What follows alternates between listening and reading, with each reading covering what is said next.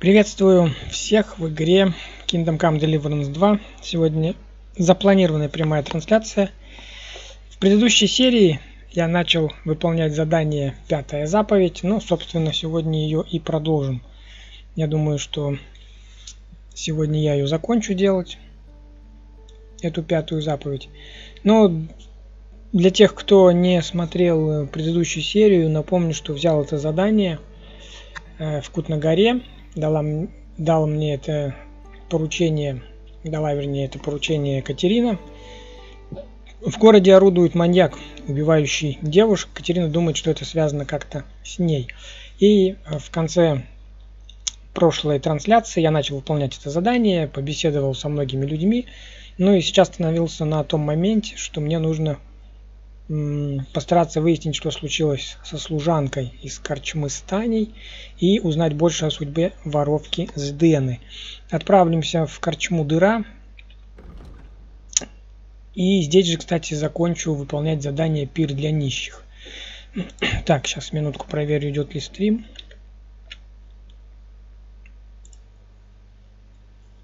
Взял это задание.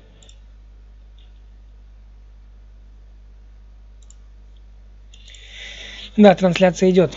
И в предыдущей тоже серии я взял задание «Пир для нищих». Я уже его выполнил. Ну, вы помните, что там задача была достаточно простая. Нужно было в лагере, здесь вот Сигизмунда, ну не лагерь Сигизмунда, а тут вот оцепленный лагерь. Нужно было выкрасть еду, раздать ее нищим и там оставить качан капусты.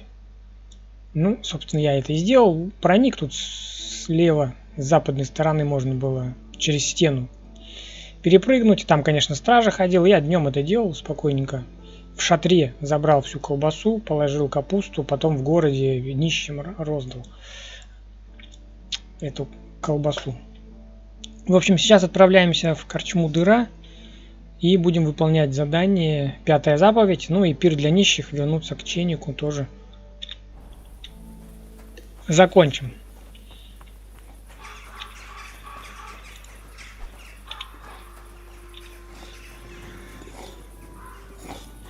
Большое задание, пятая заповедь. Поэтому я так думаю, сегодня большую часть трансляции будет посвящена именно этому заданию. Потому что большое количество диалогов. Но сперва поговорим с чайником, я ему сдам задание относительно колбасы. Вот он. Благослови тебя Господь. Я выполнил поручение. Я сделал, как ты просил. Отлично. Значит, ты вынес все из сундука и накормил бедняков. Я вынес все из сундука и оставил там качан капусты. Отлично. Вот этот рыжий сукин сын удивится. Ты молодец. А что с нищими? Я накормил столько людей, сколько смог. Вот это хорошо. Люди это оценят, понимаешь? Они раньше никогда таких яств не едали. Не так уж это было и сложно. Зато какая теперь радость. Мы богаче не стали, и тем не менее. Знаешь что? Я начинаю понимать скромность товарищества. Вот видишь, а теперь поговорим о том, что дальше делать. Прежде чем я тебе расскажу подробнее, поговори с крысой. Уверен, для такого парня, как ты, работа всегда найдется. А Голиаф может тебя научить, как на кулаках биться. Лучшего кулачного бойца во всей округе не сыскать. Так, а я его уже побил. А нормально, что в этой корчме скелет за столом сидит. Это Гугота. Он здесь самый навернейший завсегдатай. Сидит вот так вот с нами уже как пару лет. Не из говорливых, но с ним весело. Вот хоть корчмаря о нем спроси. Ты говорил, меня какая-то работенка дожидается. Какая? Да ты, небось, сам замечал, что есть в Кутна-горе несколько домов с непонятными символами. Что за символ? Маленькие значки. Их и не приметишь, если о них не знать. А если глядеть в оба, то мимо не пройдешь. А для чего они? До того, как тут товарищество обосновалось, и даже до прихода Сигизмунда здесь всем заправляла другая шайка. Они себя никак не называли и к великим целям, в отличие от нас, не стремились, вроде бы обычные воры. Но уж больно хитрые, никому их поймать не удавалось. Они использовали эти символы. Они-то их и придумали. А для чего были нужны эти символы? Они так дома помечали. Один из банды рисовал символ, чтобы другим весточку подать. Ну не пойму, я-то здесь при чем? Если разгадаем символы, обернем их себе на пользу. Представь, какая нам с них выгода. Мы на медне выследили одного из той старой банды. Его Гинником зовут, но сам себя он величал Лавкач. Он всегда был всезнайкой и любил над всеми потешаться. Я послал Борова выведать у него значение тех символов. Но за Боровым нужен глаз да глаз. И где же мне искать этого Лавкача Гинника? Вот и хорошо, что ты согласился. Его дом на самой окраине чешского квартала возле ворот. Новое задание. Воровская тайнопись. Пойти к Гиннику и или рассказать Штульцу о задании. Расскажи о себе. Откуда ты и каким ветром тебя сюда занесло? Что, заняться больше нечем, чем слушать всякую чепуху? Ну хорошо. Я из Кутнагора, сын пар. Я учился в Пражском университете, и довелось мне там встречаться со многими интересными людьми. И вот что я тебе скажу, самые мудрые люди в этом королевстве знают, что грядут большие перемены. Ты это про свою реформацию говоришь. Налетит сильный ветер и сметет все то, что накрепко не укоренилось в земле. А потом прольется дождь и увлажнит почву, чтобы в ней могли взойти новые зерна. Заканчивай бы ты с метафорой. Ты не дурак. Уверен, ты понимаешь, что я хочу сказать. И больше я о себе почти ничего сказать не могу. Только, пожалуй, одно. Когда все закончится и мы построим дивный новый мир, я вернусь к своим изысканиям. Меня интересует товарищество. Платон или Аристотель? Товарищество. Хорошо. Тебя интересуют наши идеалы или группа в целом? Если по большому счету мы сброд обычной деревенщины, нищие да попрошайки. По крайней мере, так нас обычно называют. Низшие из горожан. Но хоть мы и отбросы этого города, но свои голые зады высоко держим, а в сердцах к благим делам стремимся. У меня пока ничего для тебя нет. Добро, возвращайся, когда будет. Да. Ну, взяли задание, посмотрим. Конечно, будем выполнять. Навеки преданный завсегда. Да, я про этот скелет спрашивал. Так. Корчмарь Крот. Ну, теперь будем выполнять задание. Пятая заповедь. Откуда здесь скелет за столом взялся? Очередной новичок, который про Гуго не знает. Я тебе с удовольствием расскажу. Потому что история уморительная. Есть у тебя время. Как не быть? Рассказывай. Тогда слушай внимательно. 10 лет назад, когда корчма еще у прежнего хозяина была, здесь собирались рудокопы, чтобы в кости на деньги играть. Рудокопы люди небогатые и зачастую проигрывали все деньги, что им были на жизнь нужны. Их женам это, понятное дело, не нравилось. Так что они придумали план. Они в складчину купили у палача скелет повешенного и спрятали его в шкаф, где рудокопы хранили свои кости. Женщины думали, что игроки это за божье знамение примут. Но когда пьяницы открыли шкаф и увидели скелет, они только развеселились. Они тотчас усадили костяк рядом с собой. Налили ему кружку и даже бросали за него кости, когда до него доходила очередь. Выходит, план жен совсем не сработал. Выходит, что так. Но с тех пор здесь стало куда веселее. Больше рудокопы сюда не приходят. Но Гуго, так скелет прозвали, остался. Говорю тебе, он тут будет сидеть и после того, как наши с тобой кости в земле сгниют. Ну что, хорошая история? Отлично. Я буду рад с Гуго выкать. Что в городе нового? Да особо ничего. Коли хочешь денежат заработать, то ничего нового нет. Работала у тебя стая. Стая. НМ, может быть. Это смотря кто спрашивает. Меня Индра зовут. Как тебя зовут, дело 10. Мне главное, хороший гость или плохой интересуется. Ты, Индра, из каких гостей будешь? Я хороший гость. Правда? Ну, давай поглядим. Ты знаешь, как хорошего гостя распознать.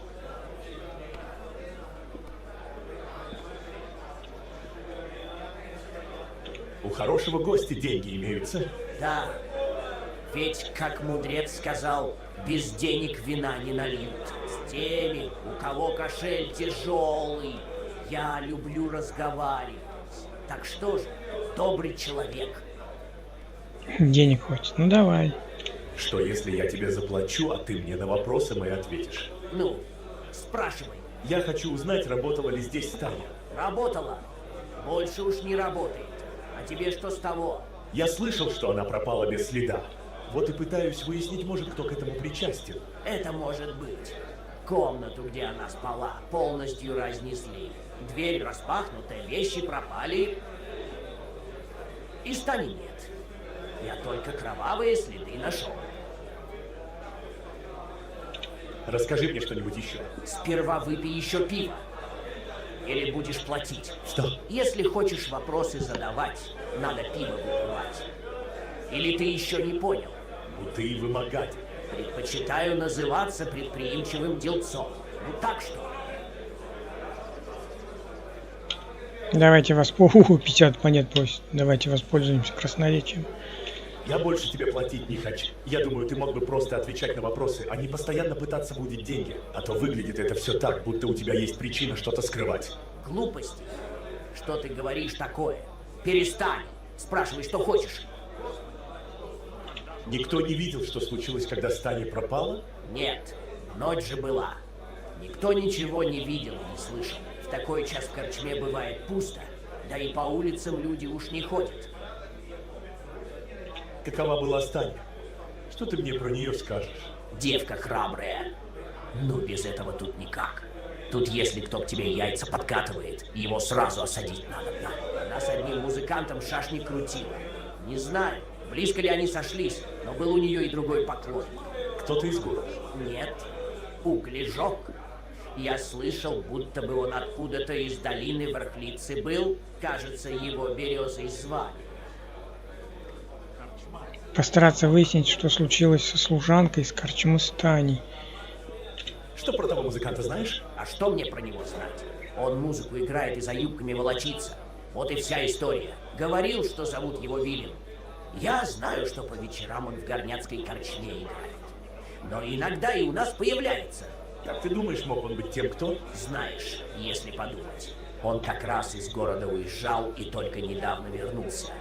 Вполне это может он оказаться. Я знаю, что он с разными странными типами встречается и говорит, черт знает, о чем чисто лазуче. А еще, ну, ты сам знаешь, каковы эти музыканты.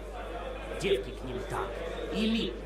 А, как говорится, не там вор крадет, где много, а там, где лежит, плохо. Только в этот раз выходит, что не вор, а убийца. А кроме этих людей кто-нибудь еще Таню знал? В смысле близко? Ну, тут у меня плохие новости. Были у нее две близких подруги. Да это тебе никак не поможет. Почему же? Одну телегой насмерть переехала еще до того, как Таня исчезла. А вторая замуж вышла и уехала. Где мне этого Березу искать? Я же тебе говорил, в долине Вхлицы. А поточнее, нельзя ли... Я с этим парнем не в товарищах. Знаю только, что он углежок. Так что на твоем месте я бы близ угольных куч поискал.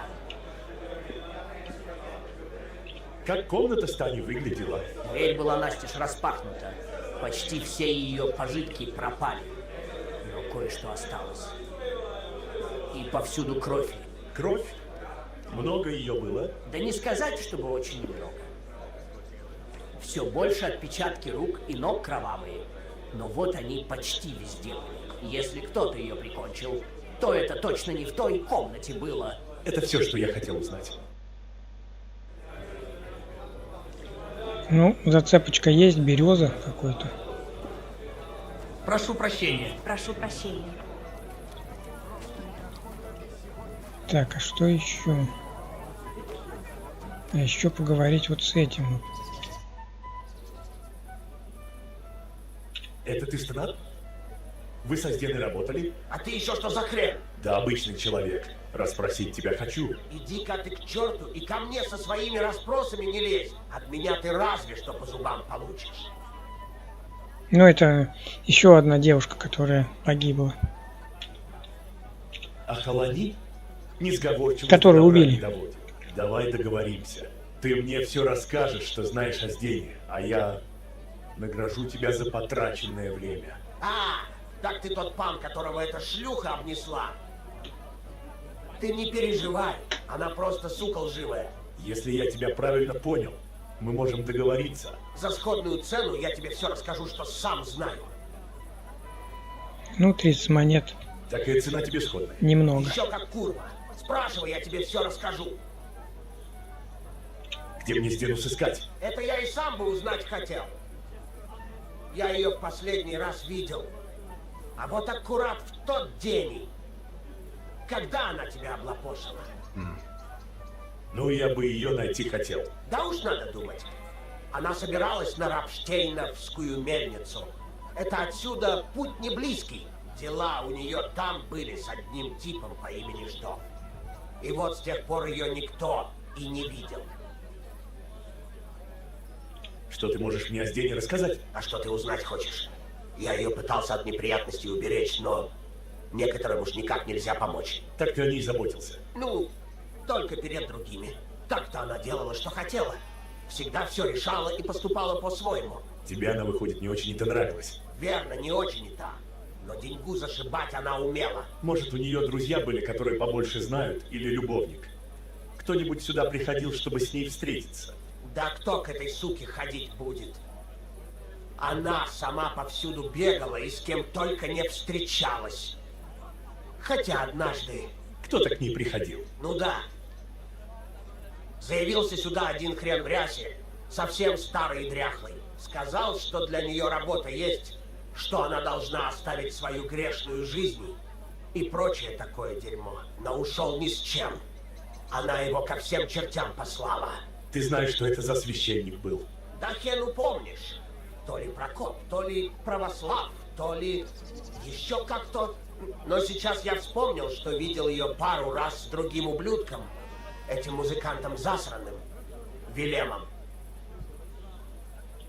А могла она с этим музыкантом Вилемом сбежать? С этим жалким чертом. Он и правда тогда из города уезжал.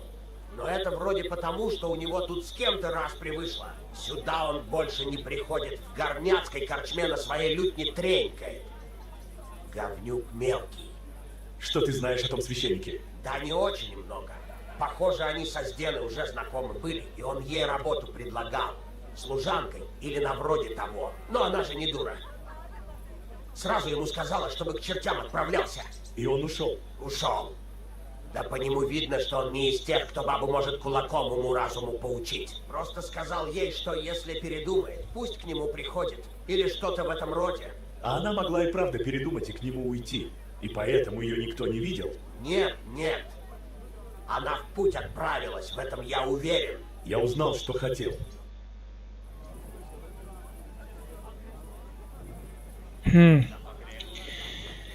Так. Ой, у меня вышло сообщение о том, что Вольф с Фабрицио договорились. Это можно, значит, к ним сходить. Так, ну что у меня по этому заданию получается? Какой итог? Я двоих, получается, разыскиваю. Станю и... Ну, те, кто могут что-то про Станю знать и про вот эту Зденю.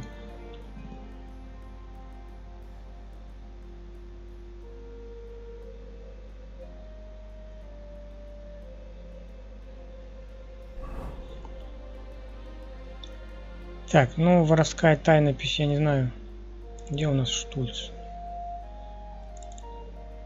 А вот пойти Генику, а здесь рассказать Штульцу.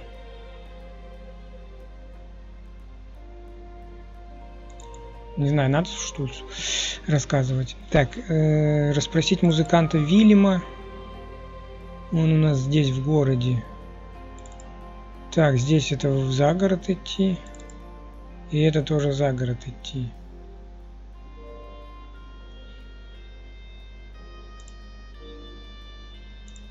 Так, давайте вот это тоже отметим.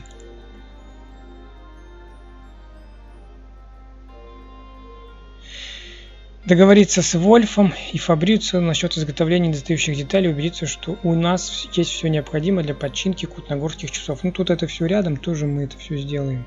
Так, мне надо вот со Штульцем поговорить и с Вольфом.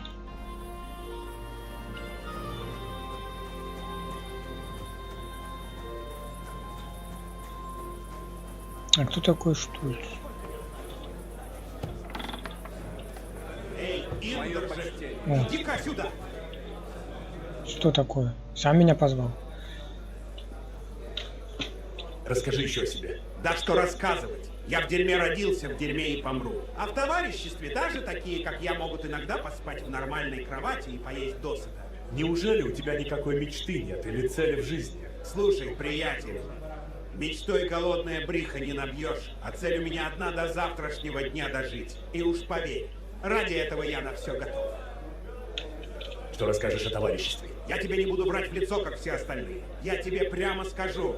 Мы шайка жалких бедолаг, у которых кроме как кражами промышлять и выбора то не было. Мы тут из последних сил барахтаемся, а все эти разговоры о борьбе с Сигизмундом просто сказки для дурачков. Тогда зачем товарищество этим занимается? Чтобы выжить, могу поспорить, что когда Сигизмунд в один прекрасный день уберется, товарищество продолжит делать то же самое, только с другим врагом. Так тебе выходит на благородное дело наплевать. Выходит, что так. Но я хоть это честно признаю, а остальные, похоже, и правда верят в сказки об обществе, где все люди равны.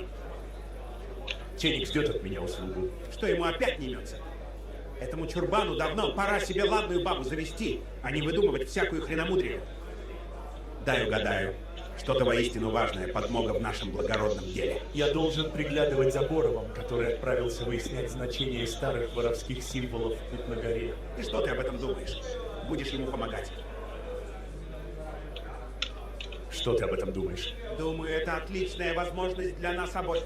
Ты так думаешь? Послушай, приятель, если что разузнаешь об этих символах, да поведаешь мне и только мне одному, зуб даю, мы на этом целое состояние сколотим. Это не просто старые символы, это воровские знаки, разумеешь? Помоги мне, не пожалеешь. Либо Штульцу рассказать, либо Ченику. Мне надо все обдумать. Не трать мозги понапрасну, тут и думать-то нечего. Когда побольше узнаешь об этих символах, ты знаешь, где меня найти. В общем, рассказать надо будет об этих символах либо Ченику, либо Штульцу. Ну, я не знаю, мне доверия ни один, ни другой не вызывают.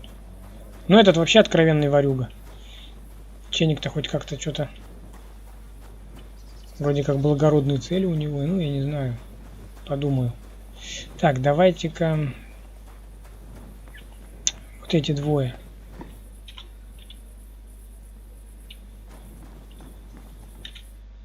Все готово по новой? А с чего бы мы еще сюда пришли? Все уже в кузнице на верстаке разложено. Или ты не заметил? Я туда еще не заглядывал. Выходит, мы уже можем с Рихтаржем о ремонте договариваться. Ну, не совсем. У нас случилась небольшая незадача. Я тебе говорил, что он слишком длинный.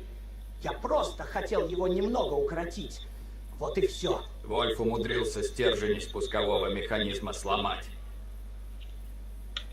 Как так получилось? Я просто решил его чутка укоротить.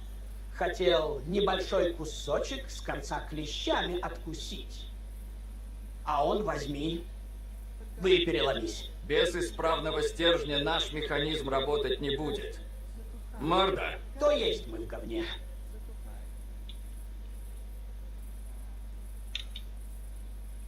А мы можем новый стержень сделать. Можем. Но в этом тебе нам помочь придется. Стержени надо будет по чертежам выковать.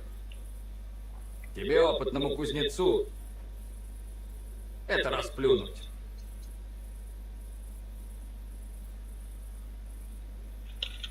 Ладно, давайте чертеж, и я его выкую. Бенissимо. Вот это дух. Стержени это, по сути. Длинный тонкий пруд. Я принес тот, который Вольф сломал. Вот такой же тебе надо выковать. Я в кузнечном деле не мастер. Но как по мне, так это не сильно отличается от ковки короткого клинка. Только точить не надо. Сломанный стержень был длиннее нужного на 4 дюйма, поэтому выковать надо покороче. Иначе он в механизм не влезет. Ладно, я этим займусь. Когда закончишь, получится, что у нас есть все нужное. Тогда зайди к нам, и мы вместе отправимся к Рихтаржу. Выковать новый стержень. Давайте посмотрим-ка на чертеж.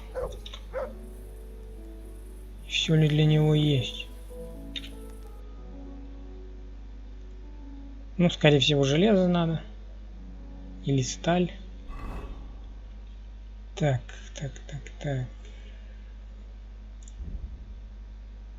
Железный стержень. Франкфуртская сталь и талецкая сталь.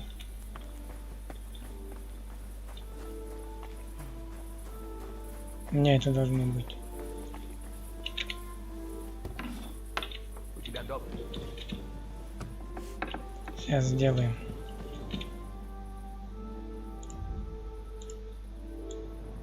Франкфуртская есть. Талецкая есть. Ночь перемотать может. Это уже время. Ночь настала. Куда вы пошли-то? Меня не ждете. Сейчас я быстро сделаю.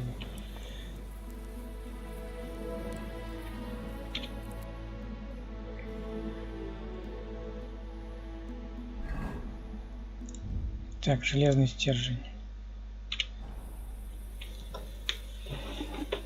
Ну, заготовка как у короткого меча.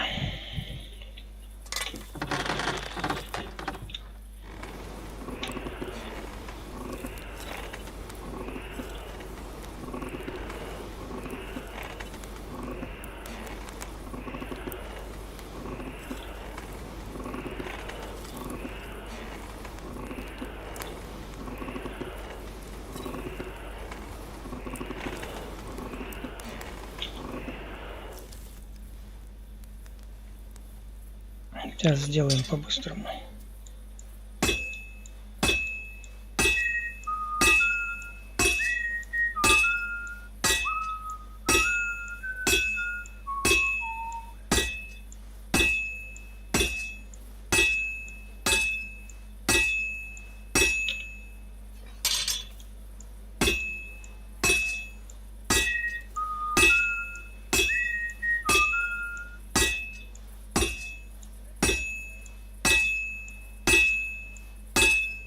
Придется еще попотеть.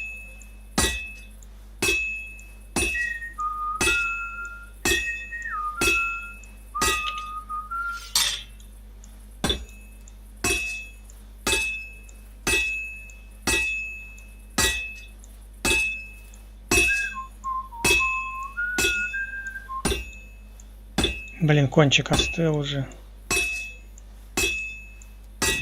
Почти закончил.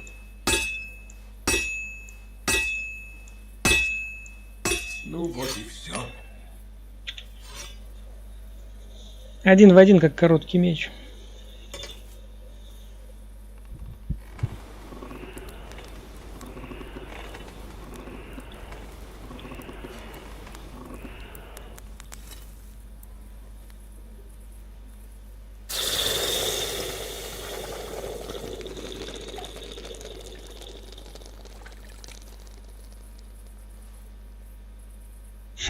Смотрит прям как на меч.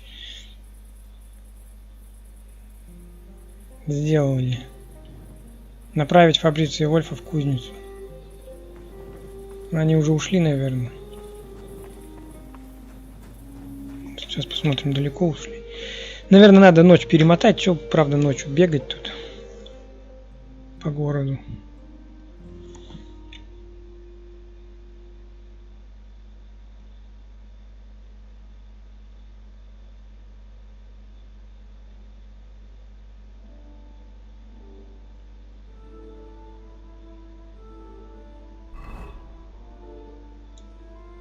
Да, они уже ушли.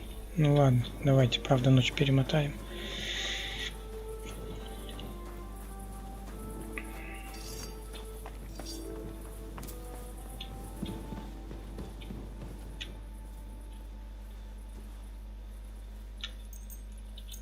Так, ну, до 6 утра.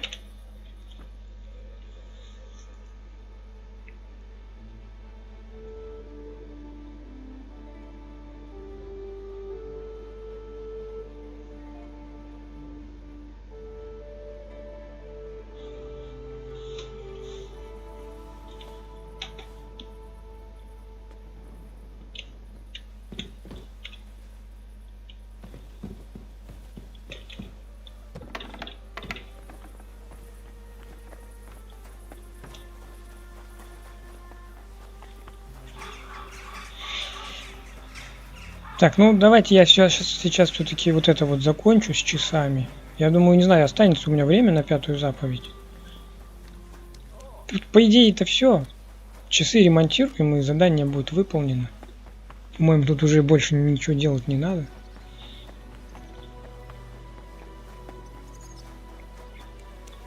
Все детали есть, осталось только часы собрать.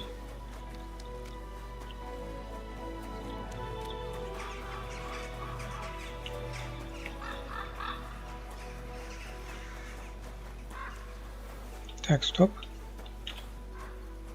Иди сюда. Мастер Фабрица, стержень готов, так что приходи в кузницу и обсудим, что делать дальше. Замечательно. Я тотчас же пойду. Так, теперь Вольф.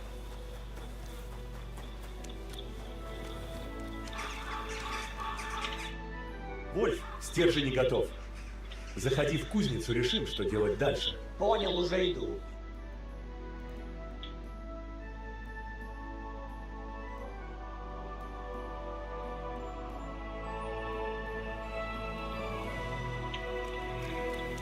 Ну давайте, ладно, сделаем. Медленно идешь ты, ну, подожду.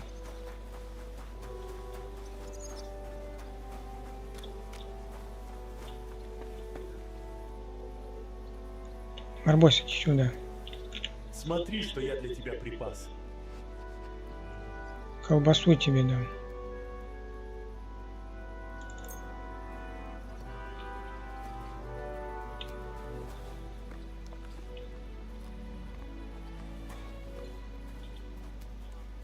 Съел? Ты мой сладкий песик, да?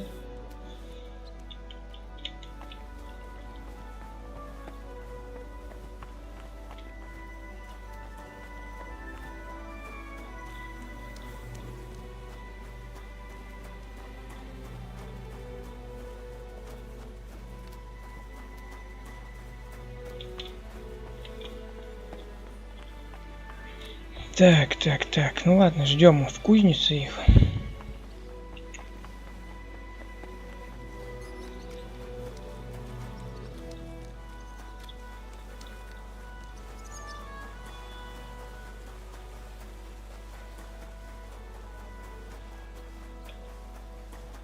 Не подумай, что я тебя не вижу. Что у меня здесь продается? Барахлишко-то. Ну, вроде продает.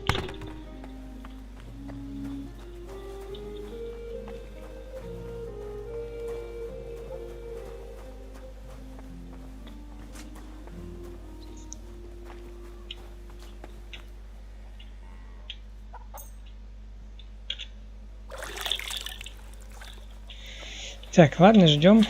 Сейчас посмотрим, что у нас тут еще в городе. С горняками поговорить надо будет.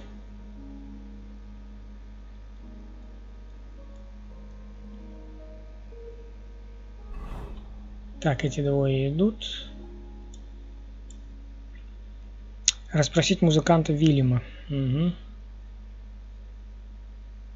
Здесь у нас гиник. Но этот квест пока мы оставим. Я все-таки сегодня 5-ю заповедь хочу сделать. Поговорим вот с музыкантом, а потом надо будет идти... Ой, как далеко надо топать. В лагерь углежогов, а потом еще и вон куда. Блин, да. Придется попутешествовать.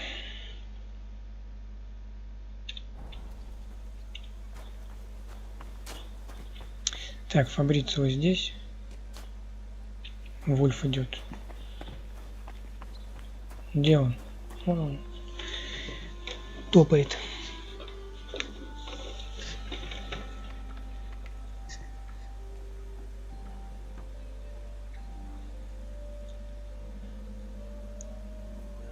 Я им стержень отдам, и они, наверное, уже все соберут часы. Резные ворота себе поставил.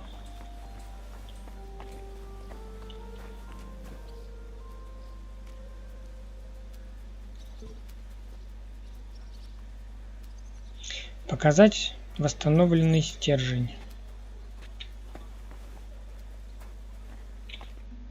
Готов стержень. Точно как сказано, на 4 дюйма короче оригинального. Превосходно. Ты поистине мастер своего дела, Энрико. Ну, теперь он как нож в масло войдет. В общем, я считаю, что теперь мы совсем готовы. Верно, мастер Вольф. Ну, потрудиться еще изрядно придется. Что эти влахи с механизмом сделали, это какой-то позор. Ладно, как-нибудь справлюсь.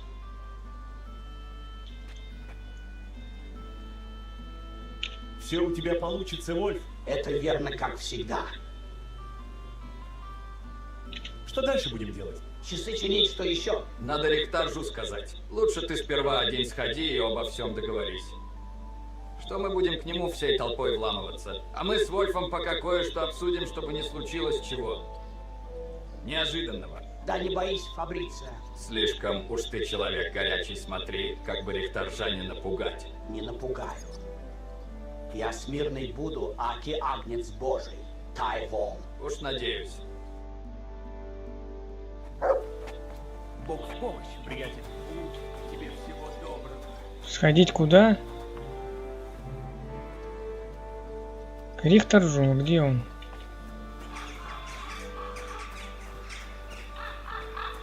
Стоп.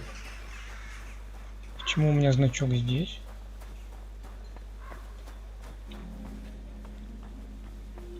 Странно у меня осмотреть детали. Ну что ж, у нас все есть. Пора, значит, за починку часов приниматься. Что скажешь, папаша? Да, детали все здесь. С Рихтаржем нужно поговорить, да?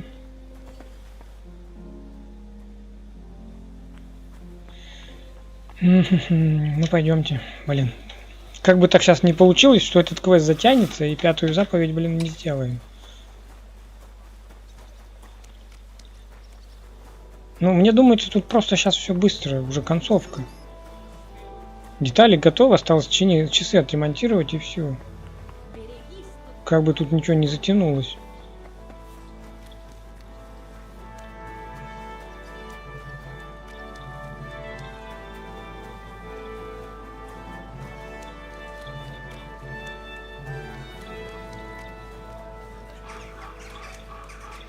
Ну вот на этой ратуше часы ремонтируем. Эй, слушай. Еще немного и снова ходить начнут. Бэйби, Хрен тебе. да ты остряг.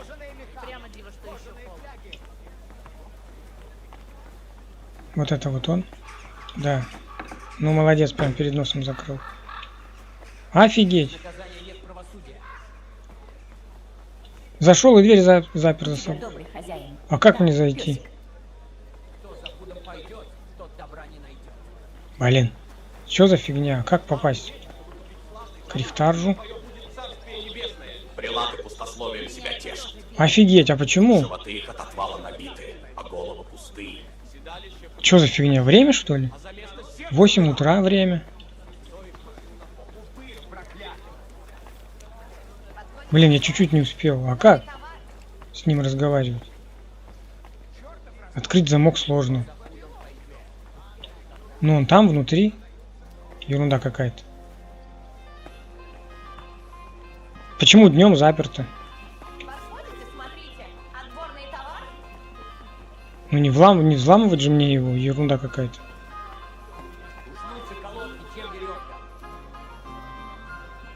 Может, он... Тебе правосудие?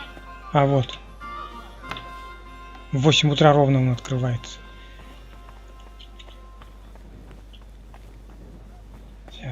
Ну, блин, тут теперь заперто. Что за ерунда-то?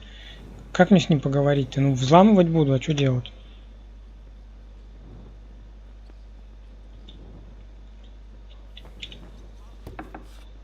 Он мне нужен?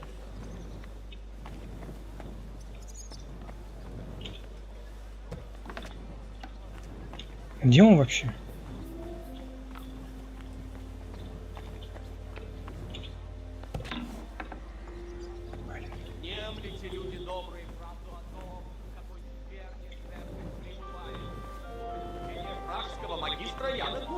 Священники в золоте. Короче, он там на втором этаже. А их же напутствие.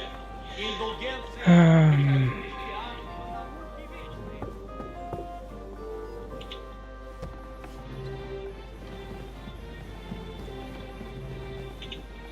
Вася, ну ты где? Где ты ходишь?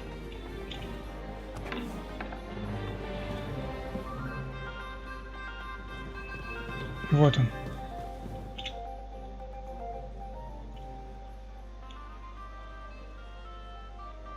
Я тебя порадовать пришел, пан. Мы собрали все детали и готовы приступать к починке часов. Ну что, в конец концов, все Сеягат выходить. А почему не должно было? Я пару дней назад с Фабрицио случайно встречается, так он быть жалобный. Мол, трудно ему с ваш новый товарищ. А еще он что-нибудь сказал? Фабрицио говорит, что только тот до выпивка добираться, как человеческий облик и теряет.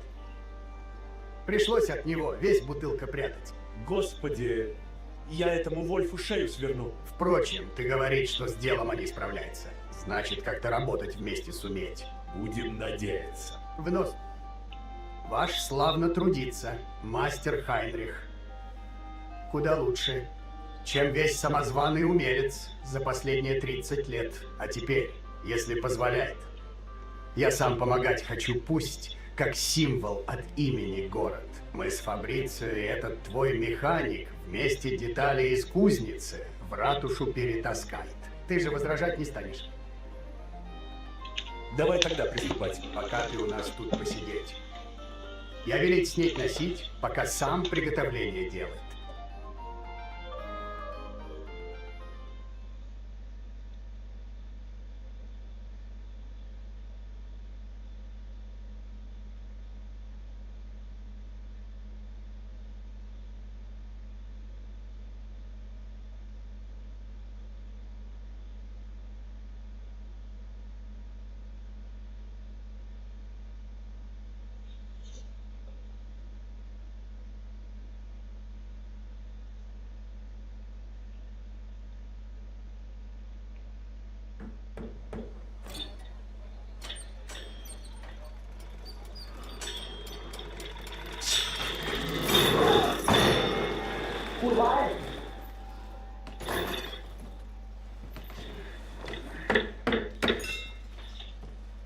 Что-то есть не так? Неразрешимая проблема, друзья. Я не могу это делать. Я не буду это делать. Это совсем невозможно. Дубай. Я не могу открутить это. Это и вон то. Чтобы открутить это, сначала нужно открутить то.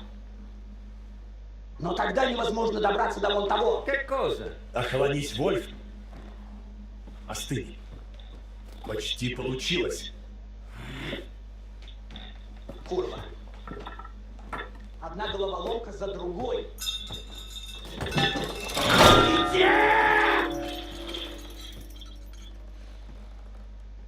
Его придавило там, что ли?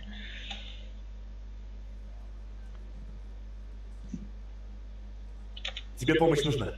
Вольф, ты помнишь, что делать надо? Как мы говорили?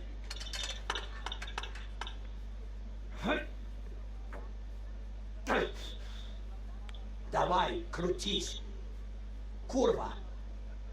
Но тогда, черт тебя дери в три жопы, Пия! Эта курва сорвалась, и мы в говне. Хрен мы ее теперь затянем. Хрен мы ее теперь затянем. Боже правый. Вол. Срал я в этот механизм. Тайпио. Что за безбожная брань?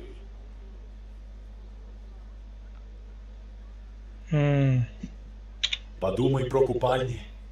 Может, выпивку ему Да в предложить? жопу твои купальни. Тайвол.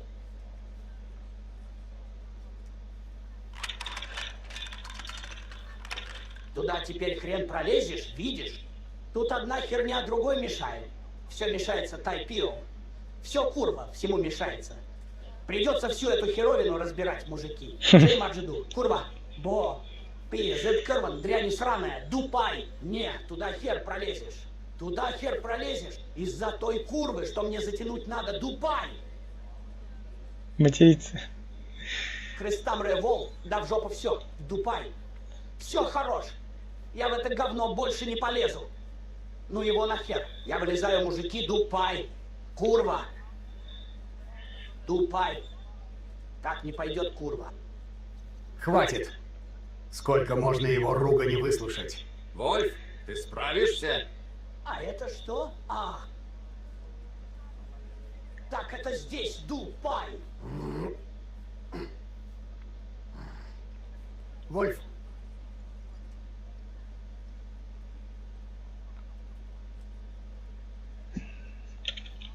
Не подведи меня, Вольф. Да пытаюсь, курва. Я.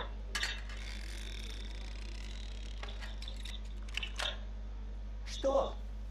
Что это? Да чтоб меня. В чем дело? Мужики, я этого правда не ждал, но похоже у нас получилось. правда? То есть? Похоже. Она встала на место, парень. Встала на место и больше не болтается. Не тут. Не там. Я думаю, можно заводить. Дупай. Кристо.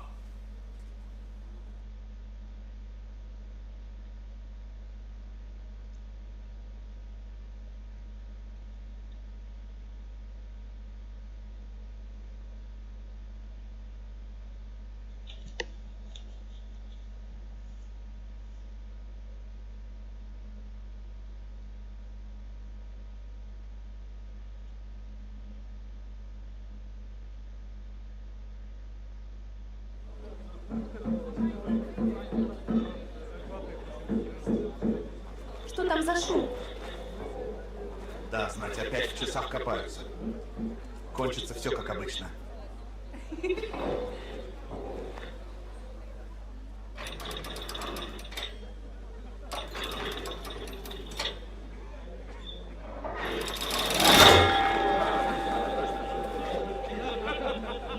Проклятие. Только этого не хватает.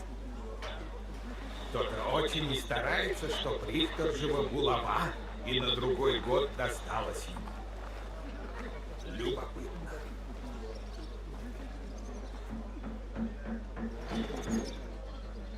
Если он все портит, я вас на части порваю. Всех три.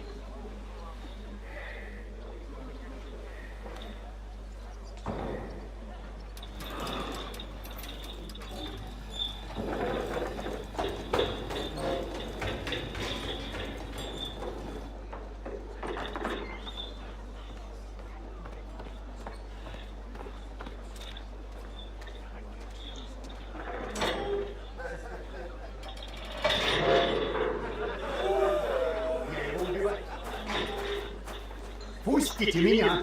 Я его правда сейчас убиваю, ты дурак! Тебе есть конец! Сеньор Ритарджи, успокойся. Успокойся, говорю. Я твое имя с грязью смешаю. Лично прослежу. Я приказаю тебе высечь кнут.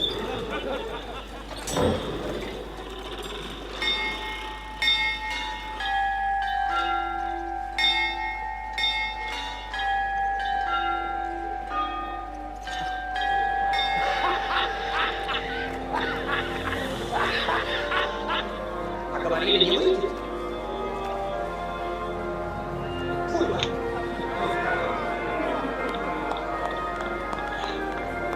Получилось. Молодец, Вольф.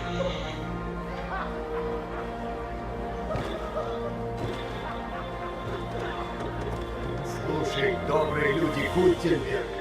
Это есть ваш Рихтерш, мастера со всех конец земли, знаменитый Шлоссовой, итальянский изобретатель фабриции. И член наш собственный Шмидегилде Хайнрих из столицы. Услышать просьбы и починить наши прекрасные часы. Теперь все мы станем жить лучше. Радуйтесь.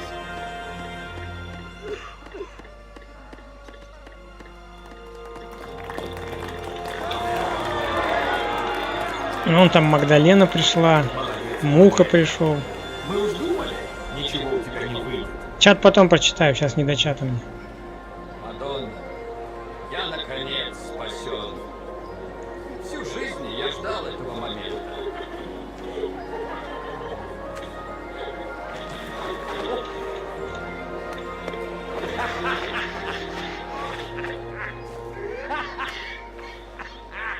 Молодец, сын.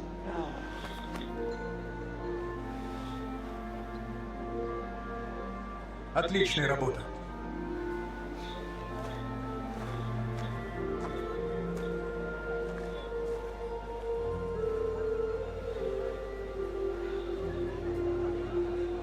Спасибо, от всей души благодарю.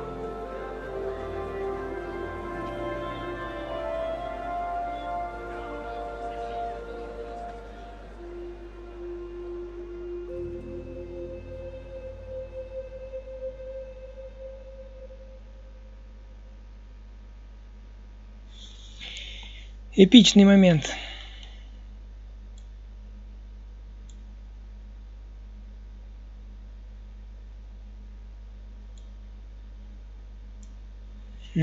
Так, сайт, привет, Кремль, Муха. Ну, помощник. Нет, вроде бы Муха. Договориться с Рихтержем. Побочное задание выполнено. Последний шаг. Дождаться встречи совета. О, вернуться к Бете. У меня еще одно задание. Нет ли для меня работы? А то об умелом кузнеце вести быстро разлетаются. Приходил какой-то парень с заказом. Любопытно, говорит, проверить, правду ли о тебе сказывают. Сейчас займусь. Ну, еще Сразу один. за дело, молодец. Готовое изделие отнеси заказчику. Он тебя дожидается. Ага, кузнечный заказ взял. Ну, хорошо. Так, ну что, одно задание выполнили. Долго я его выполнял. Сейчас посмотрим, оно должно было пропасть, а появилось ли новое.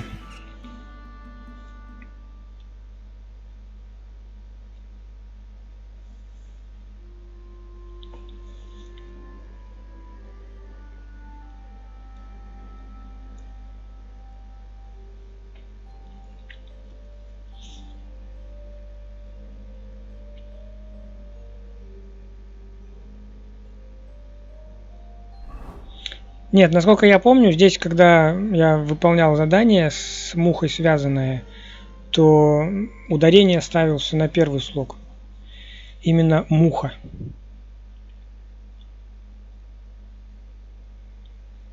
Это его как бы прозвище, что ли. Так, ну воровскую тайнопись пока мы уберем. Кузнечный заказ пока уберем. Так. Да, у меня пропал тот квест с часами, который был связан.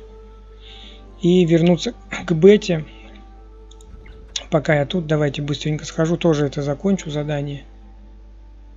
Тоже не в предыдущей серии, а 2 серии назад выполняли это задание, связанное с купальнями.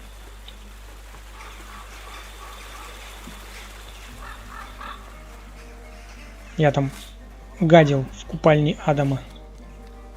Блох ему туда подсыпал. Ромашковый отвар в вино налил. Мыло украл. Это 2 трансляции назад было. Ну и вот сейчас, наконец-таки, итог этого задания. Городской совет должен признать ее купальню городской и налогом не обкладывать. Что там совет? Они уже проголосовали за городскую купальню. Индра, у нас получилось. Я поверить не могу, но они проголосовали за меня. Правда? Так, голосование закончилось. Да. Мы теперь городская купальня. Так это же превосходно. Я сама поверить не могу. Мы победили. А Адам остался с носом. Я так рада. И все благодаря тебе. Спасибо тебе большое. Не боишься, что Адам узнает, что случилось? Да и пусть узнает. Мне бумагу выписали. И теперь уже ничего не поменять. Он много лет советников подмазывал. Так почему же я хоть разок не могу сама так поступить? Хрен ему нарыло. Ну вот, дело сделано. Что теперь? Теперь я своим девкам скажу, чтобы делали все, что только гости попросят. У нас каждый получит, что захочет. Только у нас девчонки так стремятся угодить. И задницы у них самые круглые да ладные. Раз мы городская купальня, я это место особенным сделаю. Звучит чудесно.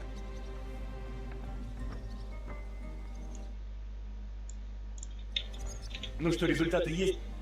А как насчет моей награды? Разумеется. Моя дверь для тебя завсегда открыта. Приходи помыться, одежду постирать, повеселиться. Все за счет заведения. А если захочешь всяческим премудростям о травах выучиться, зайди к мамуле. Она будет рада помочь. Спасибо большое. Не премину вас.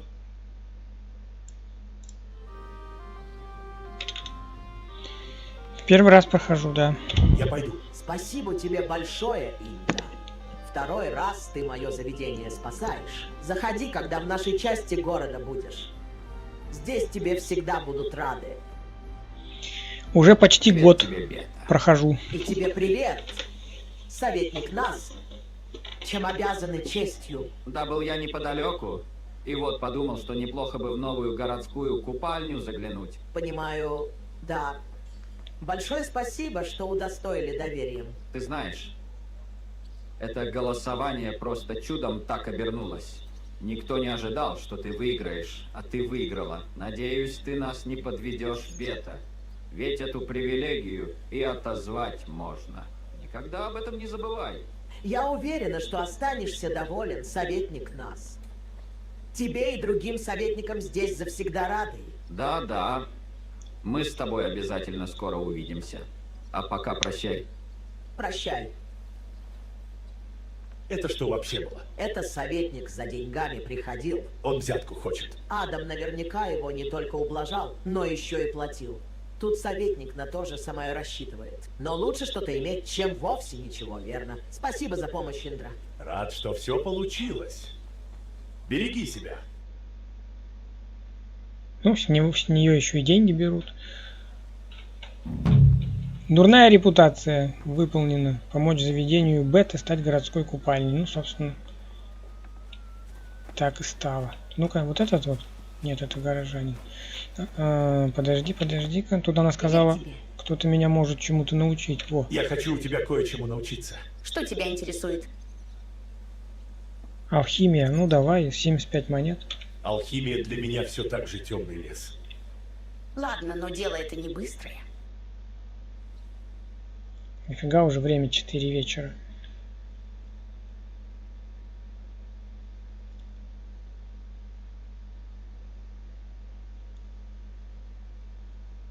Опять ночь проматывать придется. Подожди-ка еще. Осторожней. Бывает. В другой раз гляди, куда идешь. А что, ты один раз? Один раз, да, только обучаешь? Так. Побежали к горнякам. Все-таки 5-ю заповедь-то надо сегодня выполнить, а остался 1 час. Интересно, когда я с Рихтаржем разговаривал, там было 2 дополнительных диалога. Сказать, что отец Прокоп убийца, я вообще не знаю, с чего это вдруг. И кто такой отец Прокоп? Это, видимо, вот с этим квестом 5-я заповедь связана. А второй еще диалог был, это сказать, что в городе орудует шайка воров. Ну, это, я так понимаю, сдать товарищество. Интересно. Вот, кстати, ходит головорез. Когда Катерина мне задание выдала, 5-я заповедь, появился вот этот Вася. Его не было раньше. Головорез. Вот случайно не он ли убийца? И он все время вот здесь вот ходит по этой вот улице. В общем, интересно, если я Рихтаржу сдам шайку воров, ну вот это товарищество, они мне что, больше задания не будут давать? В общем, как-то все это интересно. Или пока не сдавать. Даже Господь наш на 7-й день отдыхал. День Господень я соблюдаю. Не смей что-то такое сотворить. И про отца Прокопа тоже как-то странно. Почему он убийца?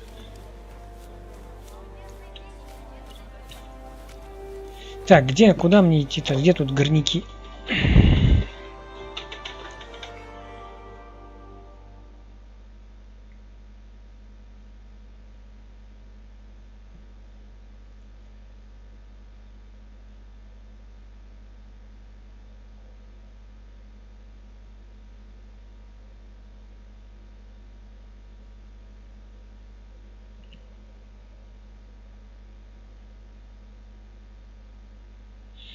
Карта по 10 секунд открывается. Так, вот сюда мне надо попасть, расспросить музыканта Вильяма. Прямо и налево.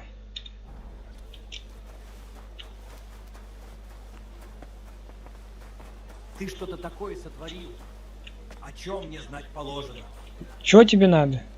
Не тушуйся, я святой. А то смотри у меня.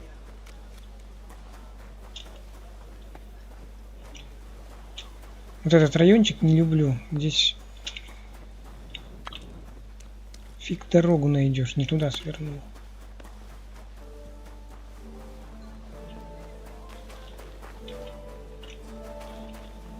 Вот это что здесь? Здесь цирюльник. Мне не надо сюда. Блин. Фиг попадешь тут в эту таверну.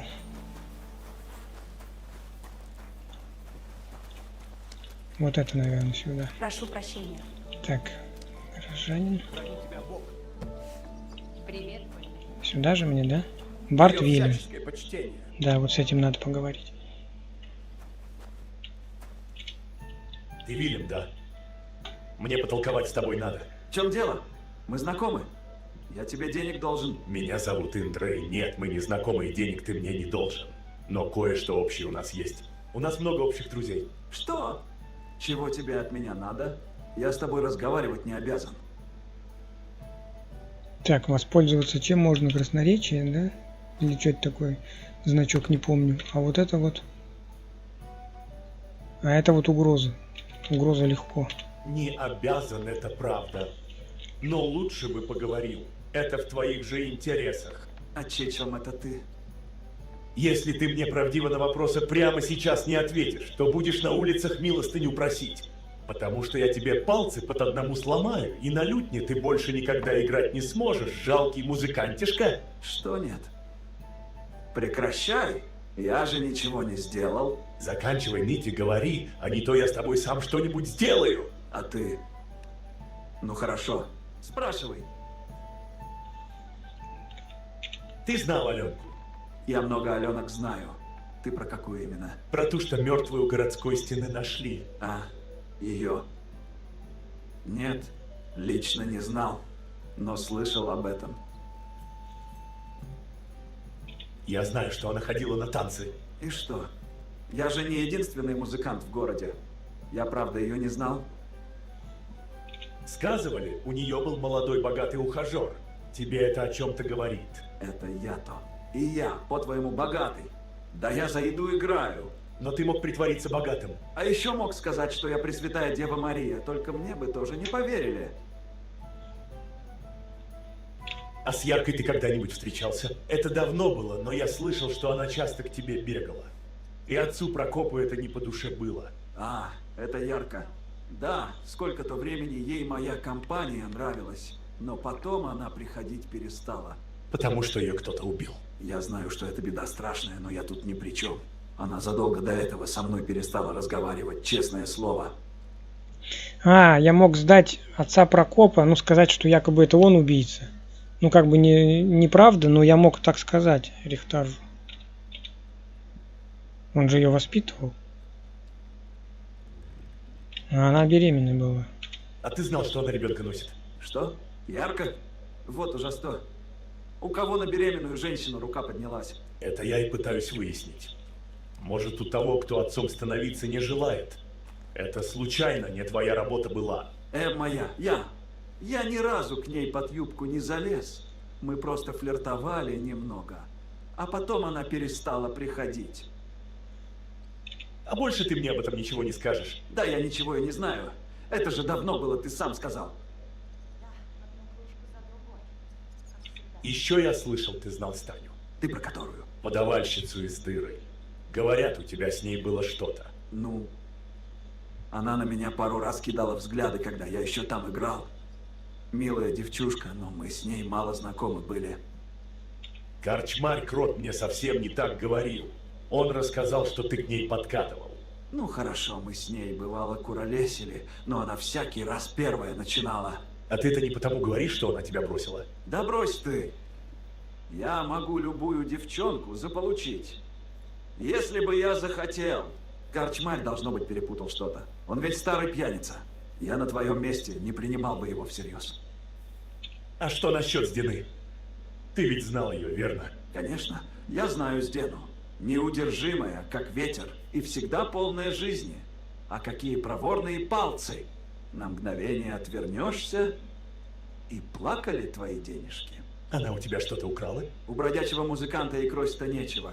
Она это прекрасно понимала, так что выбирала добычу получше. Ты не знаешь, кого она в последнее время обокрасть собиралась? Да многих ей всего-то надо было, чтобы человек был богатый и на ее женские чары клюнул. Взять хоть юного фон Гролли. Стоило ему сюда зайти, как она сразу же на него насела. А нам сказала, что подчистую его обнесет. Но, насколько я знаю, ничего у нее не вышло. Если бы она такого знатного пана, как фон Гролли, обокрала, об этом бы слух пошел. А почему ты меня об этом спрашиваешь? Ты же не думаешь, что это я их убивал? Ну, ты всех девиц знал. И что, не один же я такой? Может, и не один. Но все знают, что ты за юбками гоняешься, а девицы пригожие были. А теперь они мертвы. Но я к этому не причастен. Значит, ты ничего с ними не делал? Да зачем мне это? Чего я этим добьюсь? В этом никакого смысла нет и Божьим заповедям наперекор. Ты смеешь о Господе говорить. Я не святой. Но Бога ради, я никогда никого убивать бы не стал.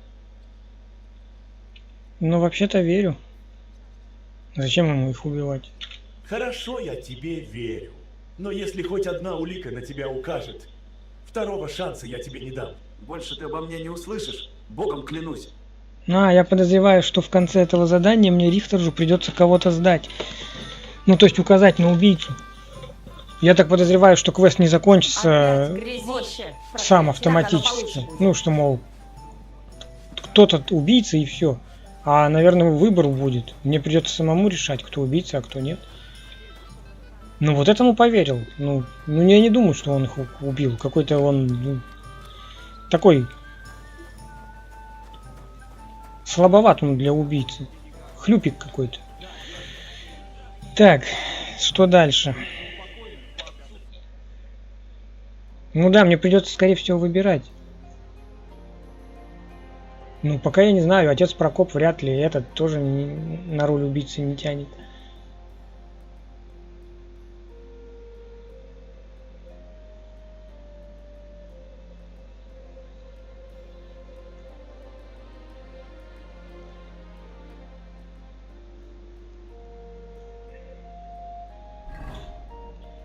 Так. За город надо ехать. Узнать больше о судьбе воровки Сдены. И выяснить, что случилось со служанской из корчмы с Таней.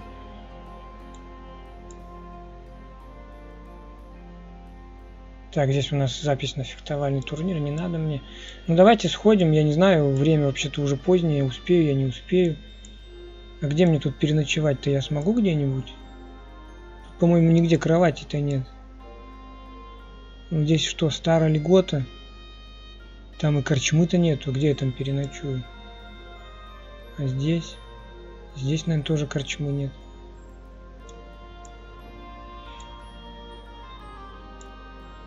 Не, давайте я переночую, а с утра отправлюсь. Сейчас все равно уже время вечернее. Пока до туда дойду, так ночь будет.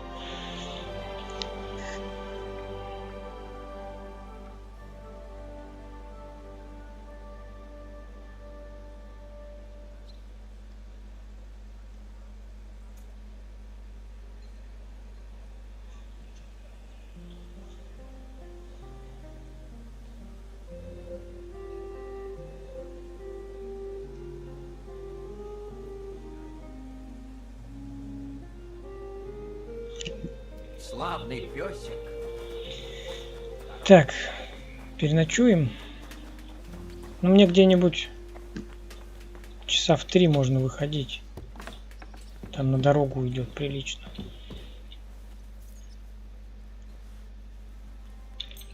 Ну, где-нибудь. Ну, а я больше спать не могу, оказывается. Ну, где-нибудь вот так вот.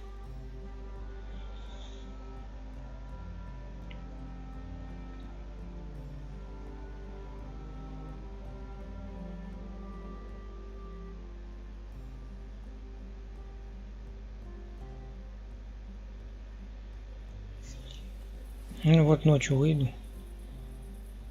Как раз к утру дойду.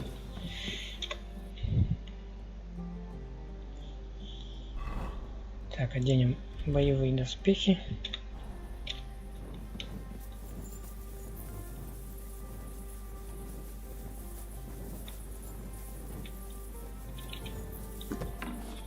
Подкрепимся.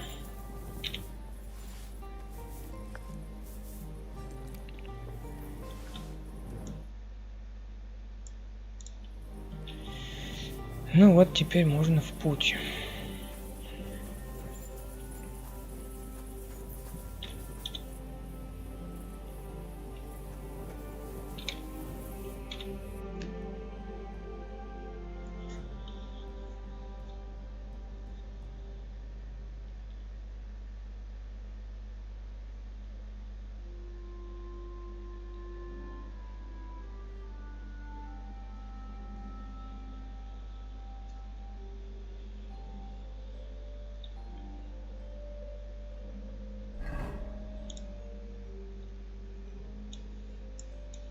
Ну, начнем вот с этого места.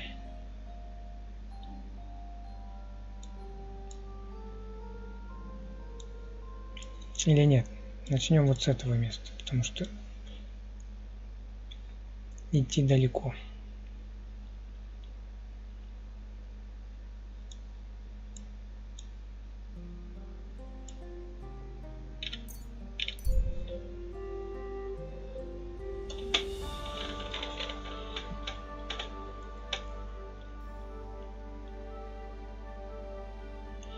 Вижу засаду. Обойдем. Правда, 35%. Удалось.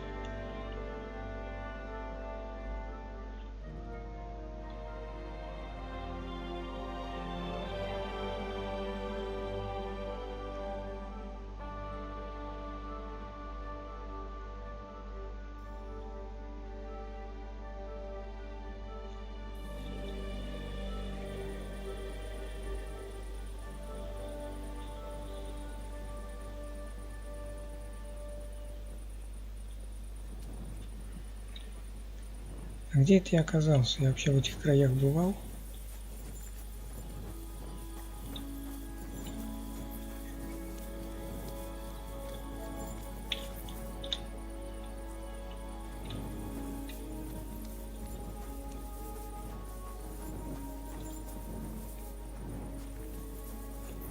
Я к твоим услугам, пан?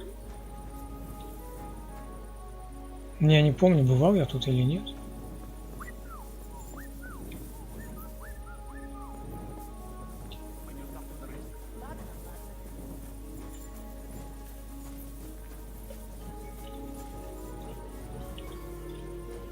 А туда можно зайти?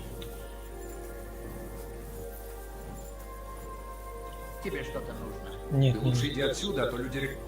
Да, иду, нельзя. Я думал, там таверна, нет. Это их дом. Какой большой.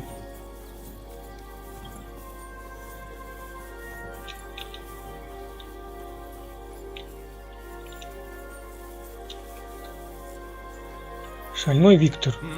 С чем пришел? А чё ты так на меня агришься? С чем пришел? Поговорить нельзя с тобой, что ли? Кто ты вообще такой? Нет, С чем пришел?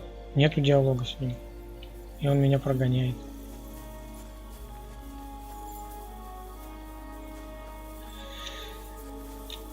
Так, ну чё? Поехали на лошади.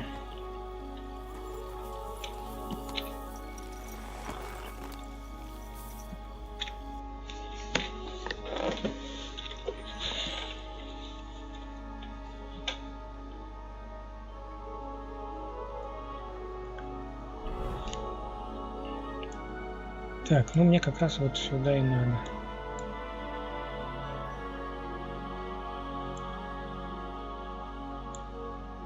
Вдоль реки.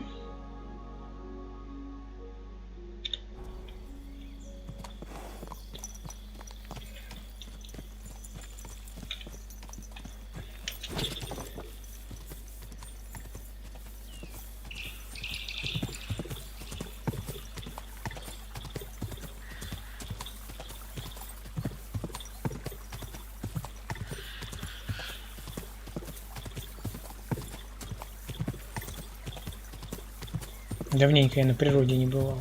Все в городе. А вот тут выбрался.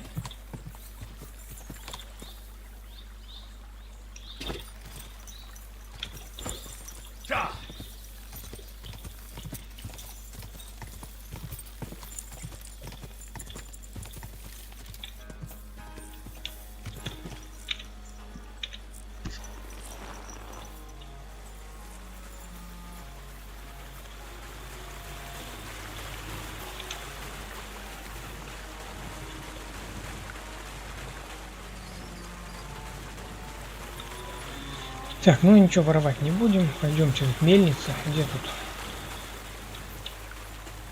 Есть кто-нибудь?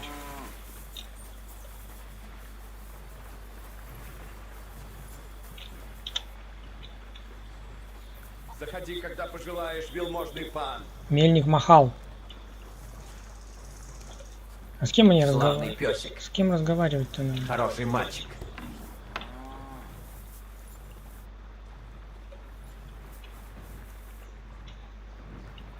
Сегодня у нас 5 каш.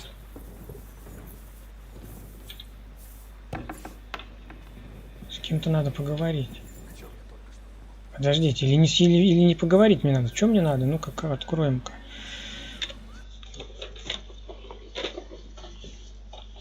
Наверное, не поговорить, а что-то надо сделать. Узнать больше о судьбе воровки Здены.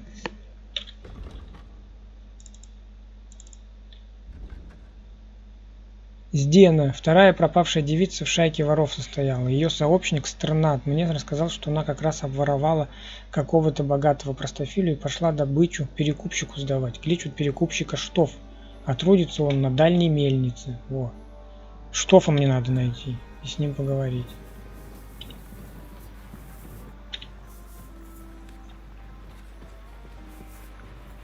Батрак в услужении мельника.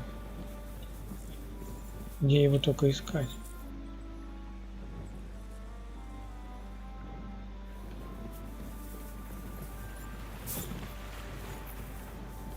Нету никого.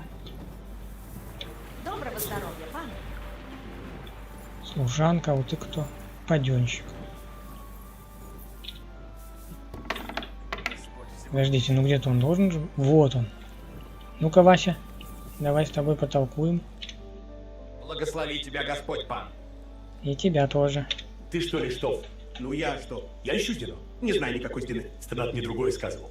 А вы со Стенадом друзья, значит? Я на самом деле его почти не знаю, просто он со Зденой близко знаком был. И к тебе меня он послал. Что ж, если он тебе про меня сказал, то, наверное, все в порядке. Не такая уж он и коварная крыса. Я бы на это рассчитывать не стал. Так ты, выходит, Здену знаешь. Можешь мне о ней рассказать? Знать-то я ее знаю. Да только Здена давно здесь не появлялась. Ты для чего ее ищешь? Что тебе от нее надобно? Я ее разыскиваю. В городе думают, что она либо мертва, либо сбежала куда-то.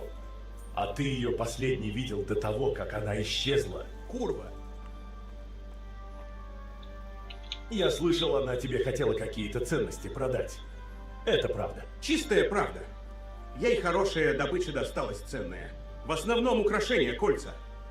Был даже перстень с печаткой с гербом, все как положено. Она все это мне оставила. Я заплатил ей изрядную сумму, хорошо, что у нее корзина с собой была, иначе она бы все монеты не утащила. А что этот перстень с печаткой? Он еще у тебя. Перстень она мне не продала. Решила оставить его себе, сказала, что когда-нибудь он принесет ей удачу. Не знаешь, что за удачу она имела в виду? Может, ты герб на печатке узнал? Нет, ничего я не узнал. Но Здена все время тихонько о чем-то хихикала. Думаю, она уже на следующую жертву положила глаз. Что ты можешь мне о Здене рассказать? У нее тяжелая жизнь была. Она еще девочкой потеряла родителей и дом. Пришлось ей учиться самой о себе заботиться. А что Стернат? Он к ней как относится? Здена говорила, что Стенат ее ангел-хранитель. И если бы она с ним в сообщниках не ходила, то, скорее всего, простой шлюхой стала бы. А пока она с ним делится, может делать все, что ей вздумается. Удивительно, конечно, что она так долго с ним продержалась. А это потому, что у нее тут поблизости где-то убежище было. Потому она ко мне добычу и носила, чтобы ее данью не обложили. А когда она в последний раз у меня была, то сказала, что еще один такой куш. И она куда угодно уехать сможет, хоть в Прагу, хоть в Вену. Куда она дальше отправилась? Ты сказал, у нее при себе было много монет. А еще она говорила, что ей кажется, будто за ней кто-то увязался. Всадник на лошади. Тот и на лошади следовал за ней откуда на горы. А она говорила, как он выглядел. Нет, сперва она подумала, что это какому-то богатому пану прокатиться вздумалось. Но он лошадь придерживал, чтобы Здену не обогнать, так что... А ты его видал? Он до самой мельницы доехал. Нет, но Здена думала, что он покажется. Она даже свой платок оставила какой-то местной девчонке Ратилы, чтобы та в платке разгуливала, как будто Здена тут осталась. А потом куда она пошла? Хотела за даме выйти и лесом вернуться, чтобы никто за ней проследить не смог. За лесом дорога есть и брод через ручей. Рядом огромный валун, так что во время дождя вода может быстро подняться.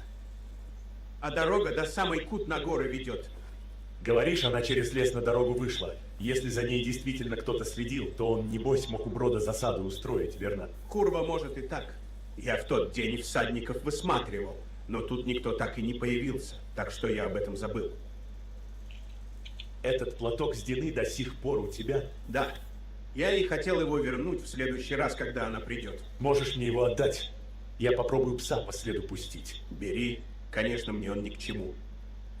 Но уже много времени прошло, не знаю, поможет ли он. Мог ли Вильям или Прокоп? Ну давайте спросим. А это мог Вильям быть? Это еще кто такой? Музыкант, с которым она встречалась. Не знаю. Не припомню, чтобы она про какого-то Вильяма говорила. Может быть, Прокоп? А мог ее преследователь отцом Прокопом оказаться? Откуда мне знать? Если у него есть лошадь и наряд дорогой. Только зачем бы ему это? Я слышал, что он хотел ее на честную работу устроить, только она отказалась. Не знаю. Мне она ничего такого не говорила. Я, пожалуй, пойду посмотрю, что там у брода. Может быть, найду что-то. Надеюсь, не найдешь. Не думаю, что это Прокоп. Устроишь сегодня постелу. Кто-то это другой. И не Вильям, и не Прокоп. С котелка, конечно, мне покушать нельзя у вас, да? Пойдемте, платок он мне дал. Сейчас Барбоса в дело пустим. Мое почтение. Что ж за день?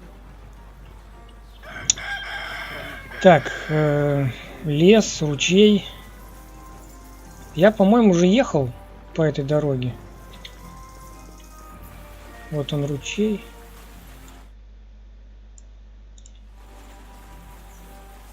Да, это моя лошадь. Только в какую сторону?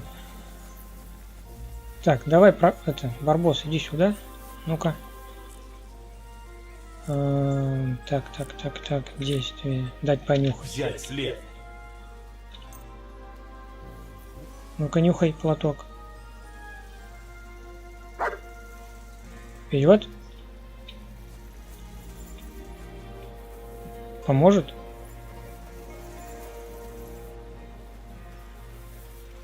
Барбос, ты правильно пошел-то? Почему-то от ручья уходит.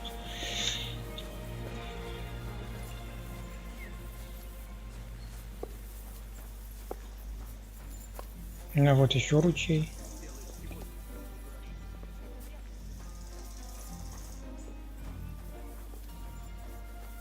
Ну ладно, иду пока за собакой, посмотрим. Где ручей? Тут озеро. А вот ручей. Эти пошли сундуки свои проверять. Как будто я что-то там у них своровал. Вон заяц появился.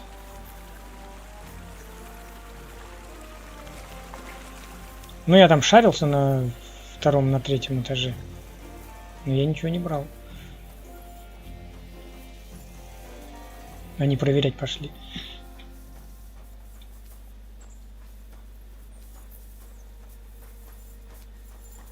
Ну куда-то ведет вдоль ручья. Так, побыстрее можешь? Тут как-то медленно ты идешь. Если мы ускоримся. Где ты?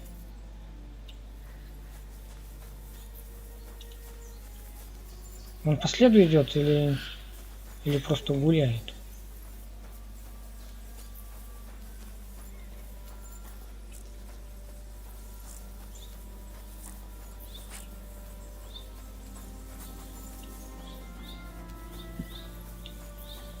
Вот на дорогу мы вышли. Может еще дать понюхать? Нет, вроде куда-то идет целенаправленно. Давайте-ка ускоримся. А то мы так долго будем идти.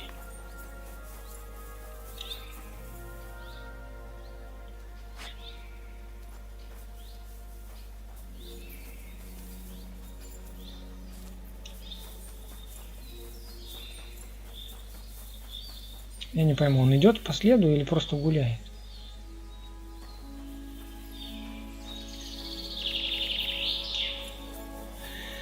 Ай, побежали.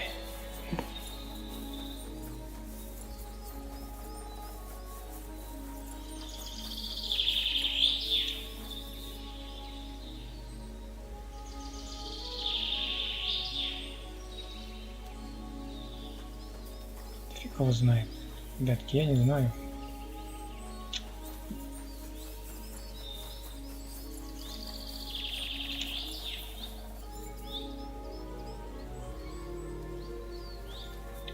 Брод должен быть. Вон брод впереди. Где могли засаду устроить. Вот это брод. А вон там следы крови, нет? Это, похоже, брод, о котором Штоп говорит. Да. Надо тут осмотреться. Да, это тот самый брод. А вон это вот кровь, по-моему. Валун. А это что такое? Кровь. И вот кровь. И вот еще кровь. Тут кого-то тащили.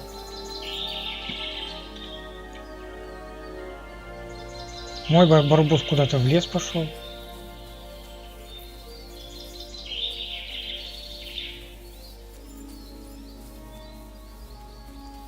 Покажи. Вот, что-то нашел. А что ты нашел? Я пока... А, вот. Это она? Бедняжка. Недалеко она ушла. Она тут уже давно лежит. На первый взгляд ее тело не так изувечено, как остальные. Так это Сдена? Жаль, что непонятно, душили ее, как остальных или нет. Она тут слишком долго пролежала, но голова у нее разбита. Либо убийца ударил ее камнем, либо об землю молотил. Должно быть, она сопротивлялась. Или душегуб терпение потерял. Уф. Одежда вся уже прилипла. Платье в лохмотьях, но порезов я не вижу. Странно порвана ее одежда, будто бы что-то искали. Наверное, перстень. Тут уже мало что можно разобрать. Но кажется, что на правой руке сломаны пальцы. Убийца ее пытал или хотел что-то из ее рук вырвать. Черт! Из нее что-то выпало. Это перстень. Должно быть тот самый, что она украла. Но как он ей во внутренности попал? Она его сама проглотила или убийца ей в глотку пропихнул? Она пыталась перстень спрятать, или это было наказание за воровство? Ну, хватит. Но что все это значит? Наверное, она так яростно сопротивлялась, что убийце пришлось импровизировать. Больше мне ничего не узнать. Она тут уже несколько недель лежит. Но этот перстень нехорошая зацепка. Да, какая зацепка-то? Я что с этим перстнем делать-то буду? Похоронить бы ее. Ну все, больше тут я ничего не сделаю. Барбос, ну ты молодец. Привел куда надо было. Хоронить ее нельзя. Она тут так и будет валяться. Так, ну что, она мертва, но я так и думал, когда еще в корчме с кротом разговаривал. Там, хотя, конечно, и не догадывались, что она мертва. А если я дальше по следу пойду? Подождите, я откуда пришел? Я пришел со стороны ручья. А почему след здесь и здесь?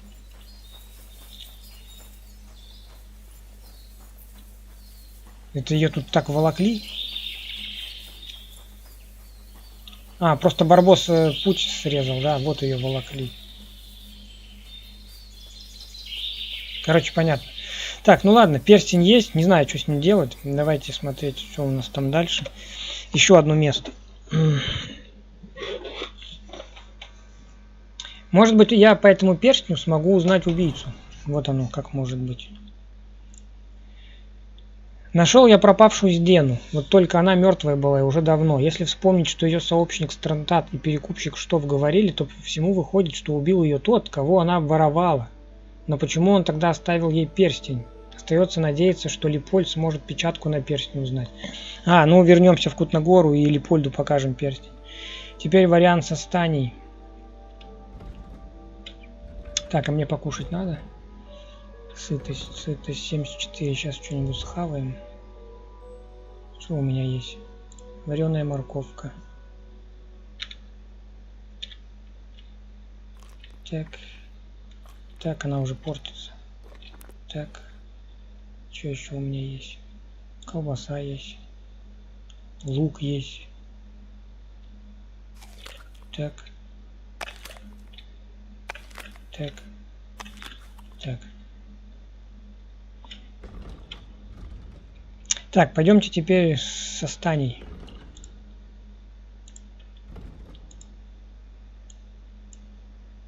Это что такое? Каменоломня с жерновами. Ну, это мне не надо.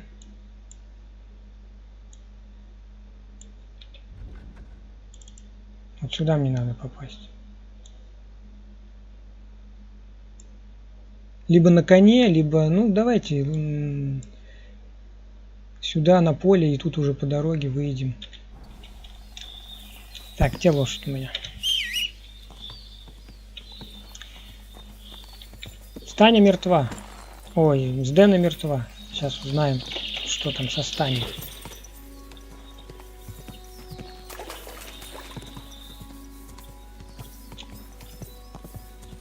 Так, мне надо на поле выехать.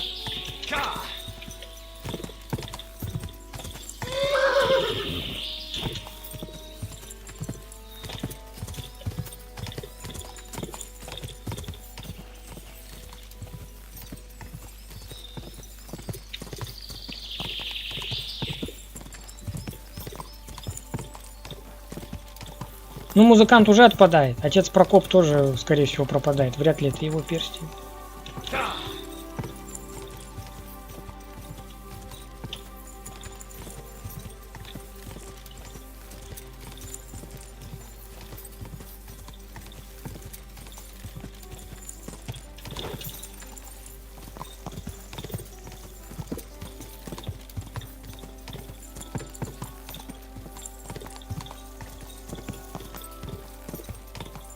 Скорей!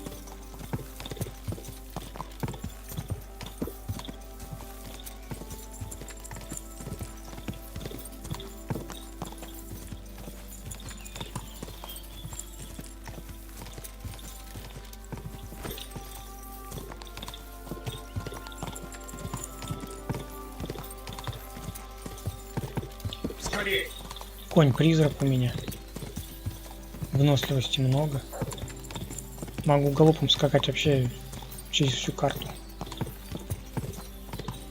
Выносливость почти не... Ну, тратится, но у него ее очень много. Половец едет. Да. Так, а мне уже направо надо. Я куда-то уже не туда еду. Блин, карту придется открывать. Я лишний раз ее не открываю, потому что она открывается, блин, 10 секунд. А вот я приехал, кажется, туда, куда надо. К горнякам.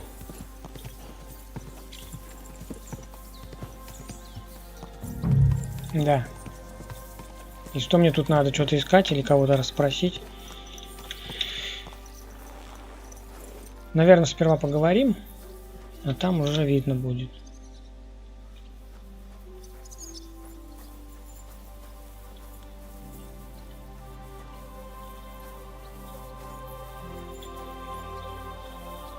Углежоги тут. Ну-ка. Я у тебя кое-что спросить хочу. Коли ты за углем, то обождать придется. Нет, не за углем. Я Станю ищу подавальщицу из Кутногорской корчмы. Ясно. А почему ты ее здесь ищешь? Слышал я, что она с местным углежогом дружбу водит. Ну, это я уж не знаю, кто там чего водит. О,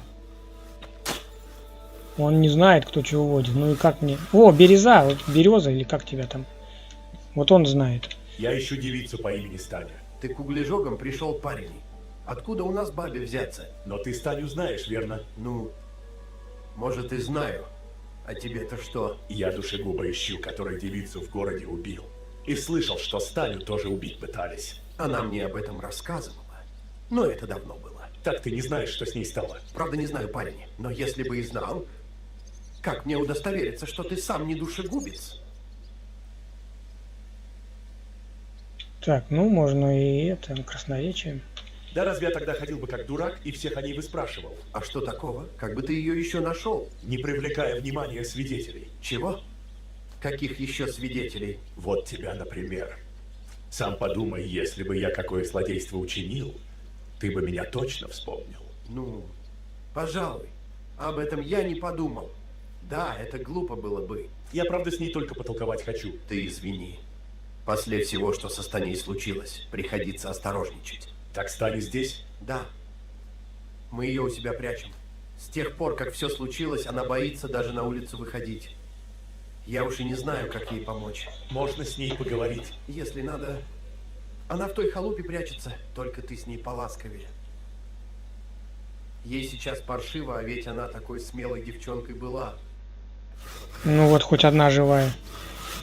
Постараться выяснить, что случилось со служанкой из корчмы Станей. В халупе прячется.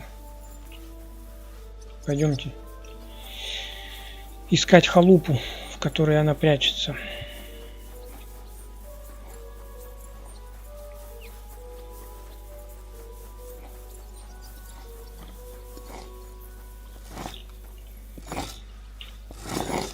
Углежоги оплотничают, видите?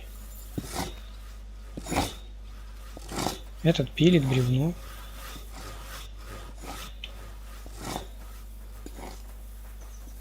Ну, скорее всего, вот в этой халупе она прячется.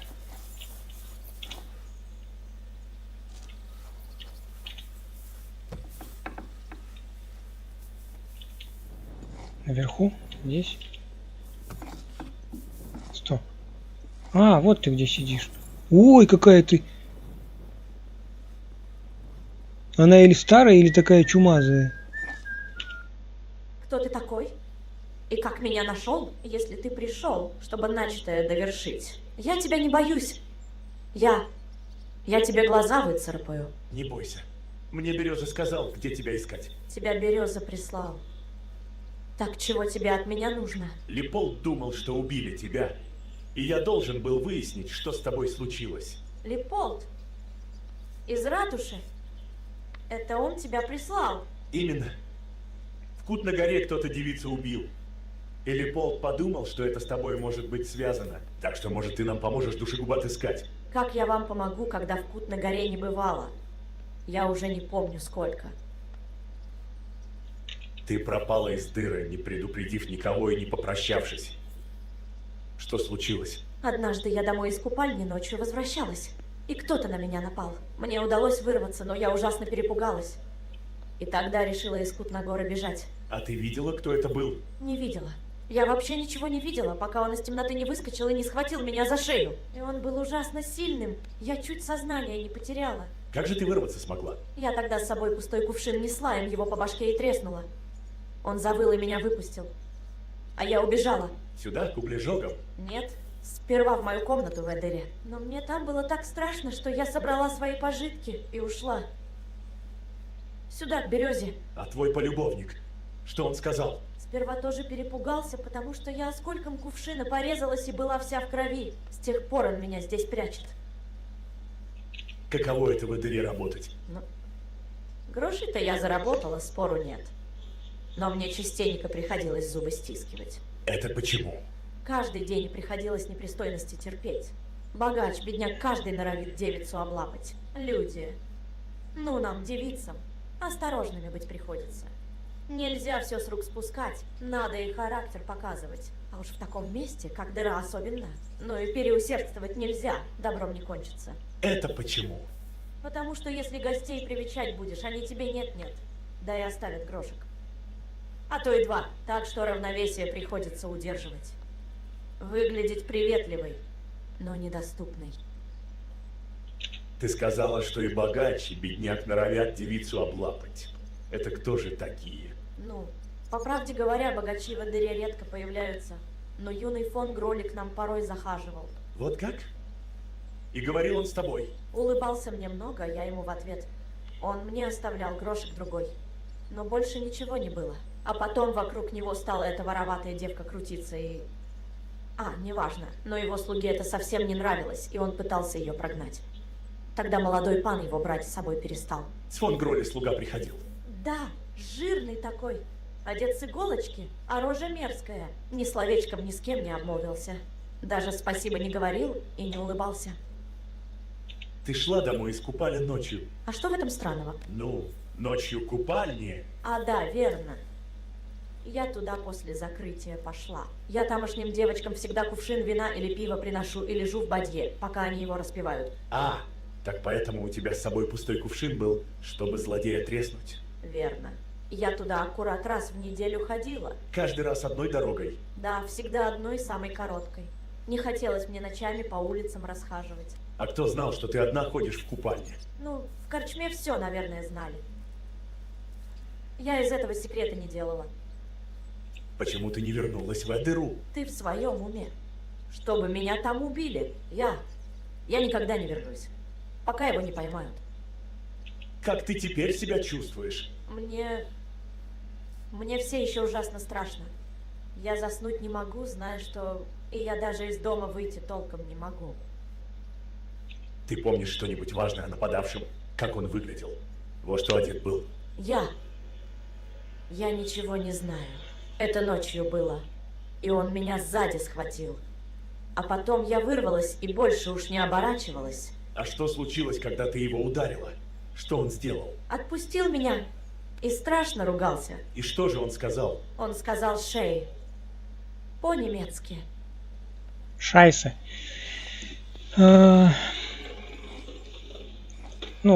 Значит, черт. Так. Крот, Прокоп.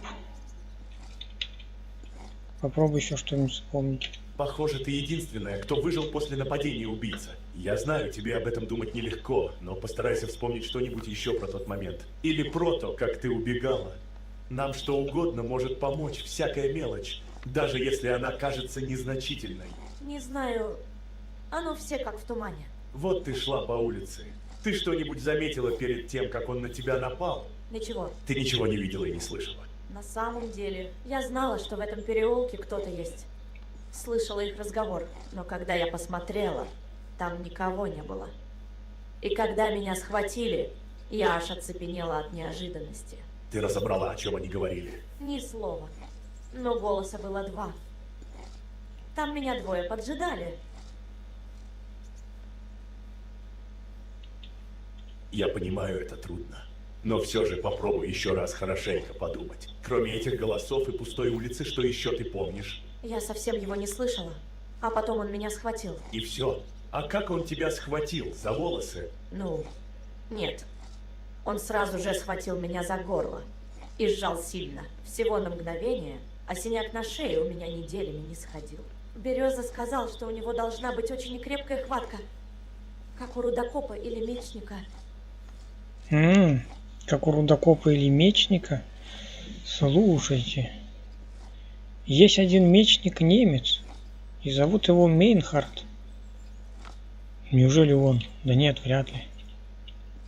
Так, какие у меня варианты? Ну вот, Вильям давайте. Или нет, давайте Прокоп. А мог это быть отец Прокоп? Отец Прокоп. Я такого не знаю. Это старик, который в церкви святых Петра и Павла проповедует. Не знаю его. Но если он старик, разве может у него такая сильная хватка быть? Нет, не может быть. Крот, который в корчме, хозяином. Может, тогда это корчмарь был? Ты сама сказала, что он свинья. Да, когда он напьется, то в мерзкую скотину превращается. Шуточки его пошлые, лапы сует куда не надо. Развратник. Но когда я в комнату за вещами пришла, то слышала, как он в своей кровати храпел. Не мог это он быть. Да он и не немец. Вильям. Я слышал, что Вилему нравится за лазутчика себя выдавать. Ты об этом что-нибудь знаешь? Да, и мне это глупым показалось. Дурацкий способ, чтобы перед девками перья распушить. Он таким манером скорее хорошего тумака заработает, чем женщину. Что ж, наверное, это все. Извини, что не смогла тебе больше помочь. Не надо извиняться. Ты ничего плохого не сделала. Спасибо. А можно у тебя об одолжении попросить? Если это в моих силах. Ты когда этого гада споймаешь, дай мне знать, пожалуйста. Чтобы я, наконец, бояться перестала. Я загляну, если получится. Скорее всего, по квесту сюда не надо будет идти. Надо мне запомнить это место, где ты хоронишься, и прийти сказать тебе об этом. Надо на карте метку поставить. Слушайте, ну уже много улик. Осталось только найти, ну, чтобы все это совпало на одном человеке. Ну, Прокоп, как я сказал, тут сразу отпал. Вильям тоже, я не думаю. Крот тоже, вот она сказала, нет, что он там спал. Ну, остается кто-то, кого я пока только вот не знаю, кто это такой вот. Ну, вот я только одного такого немца знаю, богатого, Мейнхард. Ну, вряд ли он. Лагерь углежогов, надо запомнить это место. Не знаю, может меточку пока поставить. Вот так вот. Рассказать Лепольду о расследовании. Все, возвращаемся в город. Все, что я узнал, но осталось только вот понять, кто это.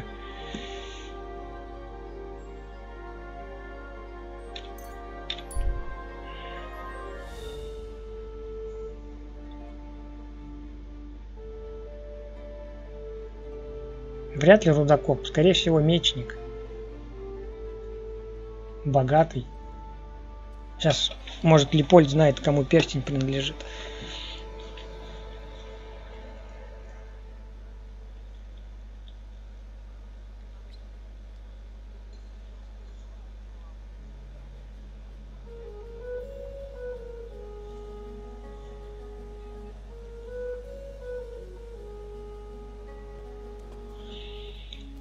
Славный песик. Хороший мальчик. Да, песик у меня хороший. Лучший.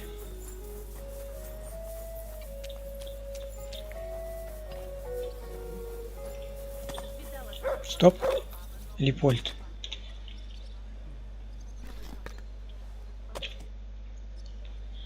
Я кое-что интересное узнал насчет тех убийств. как ты и говорил. Это замечательно. Но ты погоди немного. Я обещал Катерине, что мы ее дождемся. Ты знаешь Катерину? Она вскоре после тебя ко мне явилась и начала задавать вопросы. Такие же, что ты задавал. Ты за ней пошлешь. Ну вот, мы все в сборе. Надеюсь, больше никто не заявится. Как все прошло? Думаю, я нашел все, что найти можно было. И ты знаешь, кто убийца? Не совсем, но мысли на этот счет имеются. Я людей поспрашивала. И у меня появились свои подозрения. Вот как. Я, видишь ли, пытался все подробности дела вспомнить. И мне тоже кое-кто на ум пришел. Я ведь не зря старался, правда? Ну, я... Ну, кого ты теперь подозреваешь? Я бы сказал, что это Вильям сделал. Музыкант. Быть того не может. Он не виновен. А ты как думаешь, кто душегуб? Прокоп, зуб даю. Да ладно. Да вы чё? Нет, это невозможно. Этого никак быть Ни один, ни второй. Вижу, у нас разногласия. А жаль, могли бы живо с этим покончить. Ну, а сам ты что думаешь? Я до конца не уверен. Давайте я сначала расскажу, что узнал. А потом, может, нам полегче будет ответ найти. Что ж, давай. С кого начнешь?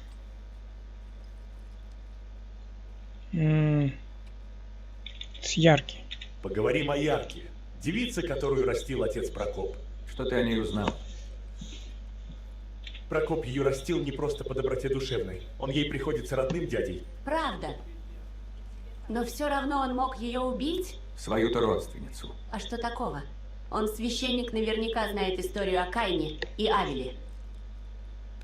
Как священник мог убить? Что ты болтаешь? Ярка стала работать в семье фон Гролли, где и служила до самой смерти. Я у них побывал, поинтересовался, не было ли от нее забот каких-то. Но мне ответили, что она всегда была внимательной и надежной. Кто такие эти фон Гролли? Очень небогатое и важное семейство. Мать женщина набожная, много времени за молитвой проводит. А старый фон Гролли уже много лет как болен и не может даже встать с постели. А кто управляет делами? Юный Хендель. И говорят, что весьма успешно. Прокоп признался, что не знал, как с ней обращаться, и, наверное, бывал слишком строг. Чего еще от папа ожидать? Человек наказывает, а Бог прощает. Им в голову не приходит, что если бы человек не наказывал, то Богу и прощать бы не пришлось. Я, пожалуй, это ему в укор не ставил бы. Он правда старался сделать так, чтобы она в жизни была хорошо устроена. Даже мужа хотел ей найти. И что, нашел кого-нибудь? Нет. Похоже, у него все развалилось, когда Ярка начала бунтовать. Про ребенка скажем? Я слышал, что незадолго до смерти она начала часто ходить на танцы. Само по себе это неплохо и неудивительно. Ну, может быть, она там кого-то встретила? Может быть. Прокоп, например, был убежден, что она ходила с Вилемом встречаться. И это единственное имя, которое он вообще упоминал. Это ничего не значит? Это значит, что она с Вилемом была в каких-то отношениях или, по крайней мере, знала его. А теперь самое важное. Когда Ярку убили, она была беременной. Я этого не знал. А ты уверен, выходит, ее выпотрошили... Чтобы нельзя было узнать, что она ребенка носила. Не удивлюсь, если так. Да простит нас Господь. А ты знаешь, от кого она была беременна? Ведь если мы узнаем, кто отец, то, скорее всего, узнаем и убийцу. Прокопу она не сказала. Это наверняка кто-то с ее танцулек. Может быть, Вильям. Прокоп уверен, что ее убил тот музыкант Вильям. Ха! И тут я с ним согласен. Я слышал, что он с дочерями разных важных людей шашни крутил. Дошло до того, что ему пришлось бежать из города. А как только он вернулся, случилось новое убийство. Вот как? Но я узнал, что ты сам первым делом Прокопа обвинил, Лепольд. Что? Почему? Неважно. Это была ошибка, и я за нее заплатил. А ты также тогда был уверен, как сейчас насчет Вилема? Не думаю. Но он ни одной юбки не пропустит. Если это он Ярку обрюхатил, то... Если так, зачем ему было ее убивать и уродовать? Мог бы просто сбежать, и все. Но тогда ему путь назад заказан был бы. Почему это? Переждал бы годик, все бы и утихло. Ребенок родился бы, позор все бы позабыли, и никто бы эту тему поднимать и не стал. Наверное, смысл в этом есть. Это все, что мне выяснить удалось. Все равно выходит, что ты больше меня разузнал. Но этого недостаточно. Мы пока не можем сказать, кто убийца. Но согласиться с тем, что Ярку из-за беременности убили, мы можем, верно? Я согласна. От нее избавились, чтобы никто не узнал, что она ребенка носит. Я уверен, что Вильям хотел. Вильям не один на свете мужик, который хер в штанах носит. И задушили Ярку точно не хером. Сильные слова. Ну а что ты сказать-то хотела?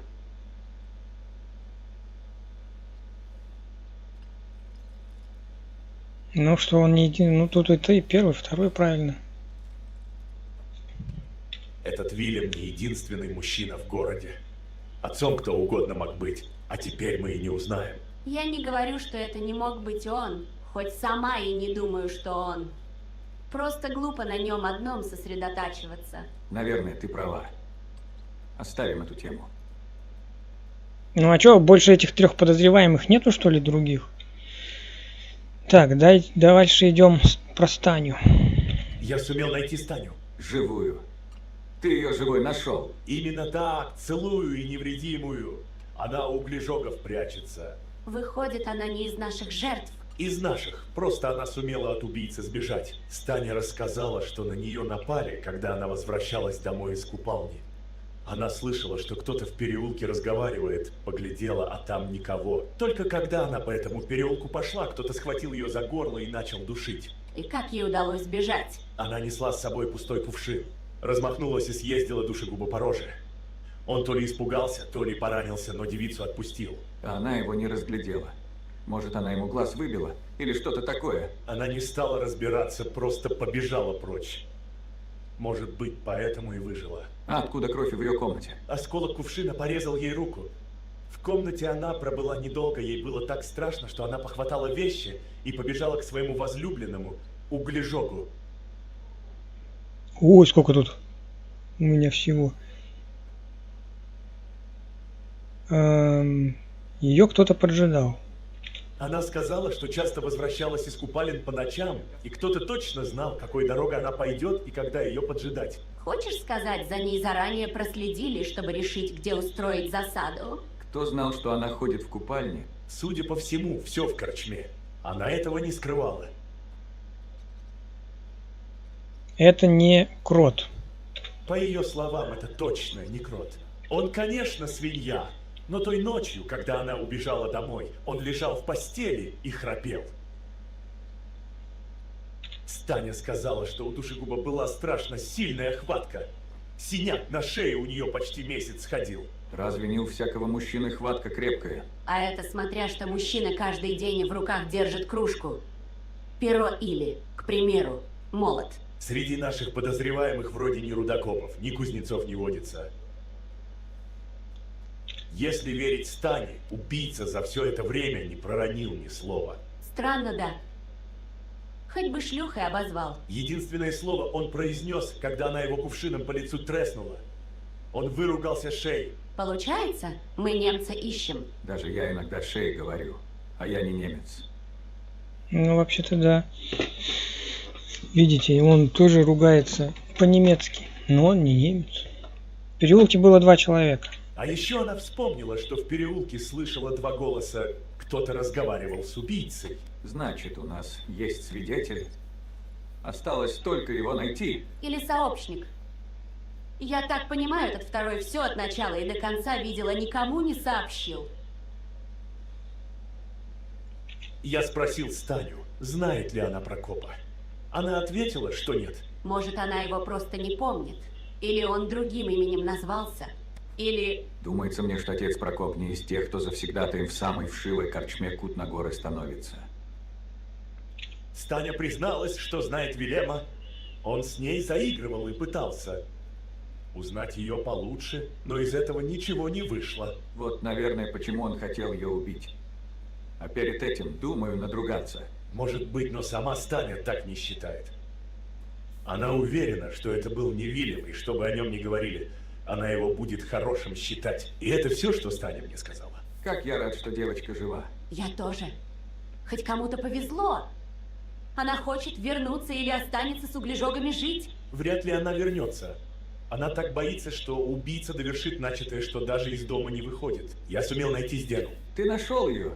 Она тоже жива. К сожалению, она мертва. И где ты ее нашел? Довольно далеко, близ мельницы, на которой она раньше продавала всякое. Она шла через лес с кучей вырученных за добычу монет, а кто-то напал на нее и убил. Я думаю, она отчаянно сопротивлялась, и потому убийца занервничал и постарался побыстрее покончить с делом. То есть он ее не душил и не уродовал? Тело долго в лесу пролежало, так что про удушение не скажу. Но он точно не изрубил ее, как остальных. Судя по тому, что сказал ее сообщник, она большой куш сорвала. У нее было столько драгоценностей, что она их еле сумела унести. Но что странно, когда ее убили, убийца корзину с монетами бросил. Так что, наверное, не ради денег ее убивали. Она говорила, что за ней кто-то верхом увязался от самой Кутнагоры. Она пыталась от него скрыться, но, видимо, не смогла. Всадник. Вряд ли она его внешность описала правильно. Только то, что он богатый был и близко не подъезжал. С остальными убийствами это не вяжется. Отец Прокоп приходил Сдену искать и чуть прямо там анафеме ее не предал. Зачем ему с воровкой разговаривать? За ней он тоже в детстве присматривал, но Сдена, в отличие от Ярки, на улице оказалась, и он тяжело это воспринял. Я все жду, когда до перстня дойдет. Сдена хотела обворовать юного фон Гролли. И вполне возможно, что обворовала. Фон Гролли. У этой семьи Ярко служила, верно? Подозрительное у них семейство. Пока это все только предположение. По-моему, тут все очевидно. Иначе откуда бы у нее этот перстень? Что же они так перстени на трупе оставили? Странно как то. Он было не на трупе. А внутри, не знаю, сама она его проглотила. Или кто-то ей в глотку запихнул. Ужас какой. Но не скажу, что это меня удивляет. У меня от всей этой болтовни уже рот заболел. А у меня голова и уши. Соберитесь. Мы почти закончили. Осталось только подозреваемого найти. Итак, Индра, кто, по-твоему, это сделал? Прокоп однозначно нет. Вильям на 80% что нет. А вот фон Гролли... Я вообще никого не знаю из фон Гролли. Поэтому я вот третий вариант выберу. Вильям Хлюпик. Вряд ли он мог так орудовать. Нет. Вильям даже 90%, что это не он. Короче, кто-то из фон Гролли. Я подозреваю, что это кто-то из фон Гролли. Почему ты так думаешь? Ты уверен, что это не Вильям? Да нет, это не Вильям.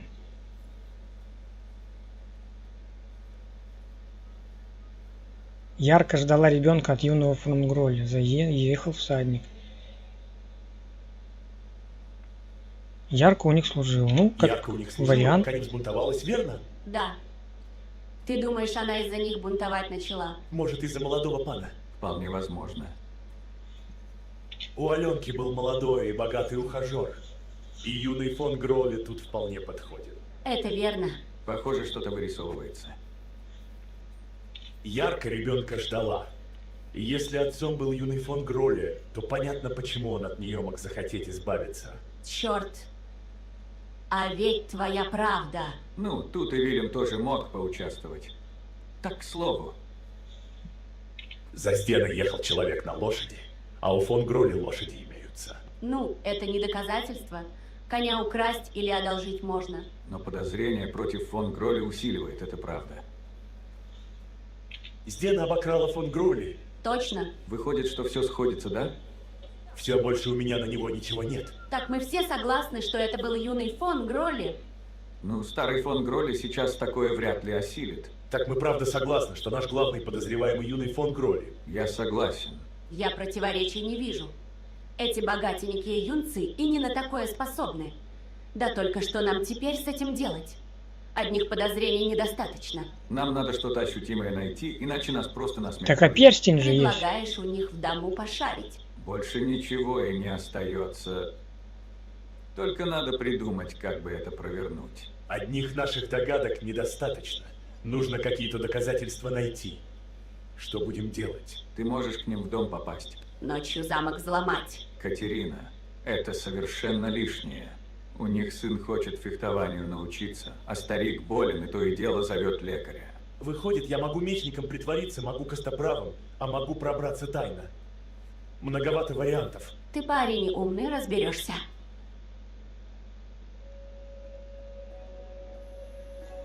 Да, конечно, вариантов много. Осмотреть комнату юного фон Гролля. Прямо сейчас и начнем. Слушайте, задание это в прошлой серии час, в этой серии уже больше часа, 2 часа. И конец еще далек. Че мне, 3-й стрим делать еще на это задание? Вот это событие. И будем мы, как 3 волхва. Скажи уж, 3 коллеги. Ты уж побереги себя. До свидания.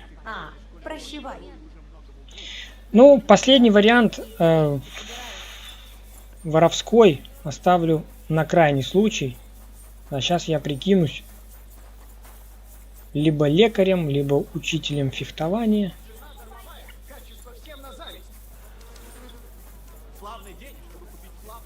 Так, мне нужно переодеться. Что я в доспехах бегаю? Главное попасть в дом. А там уже найдем улики. Перстень, ну, перстень, конечно, то еще доказательство. Хотя они могут сказать, что перстень-то украден.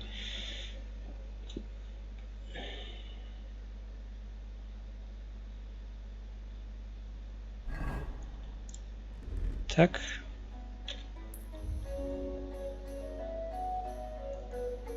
Пробраться в дом, осмотреть комнату юного фон Гролли. Ну что, прямо сейчас и пойдем. Блин, уже трансляция, мне заканчивать надо. Фу. Так, ну давайте. Притворимся кем-нибудь. Это дом семьи фон Гролли. Да. Так, лечить или учить? Почему тут звездочка, а тут нету звездочки? Ну давайте учить. Я Индржих из Калицы. Мастер Минхард из Франкфурта прислал меня обучать юного мастера Хенделя фехтованию. Прошу прощения. Мне об этом ничего не ведомо. Хочешь сказать, что меня здесь не ждут? Мастер-мечник будет очень и недоволен? Нет. Это, конечно, я ошибся. Пожалуйста, проходи. Ступай во двор, там вам будет достаточно места. Я сей же час скажу молодому пану, чтобы к тебе выходил. А если атаковать меня начнут?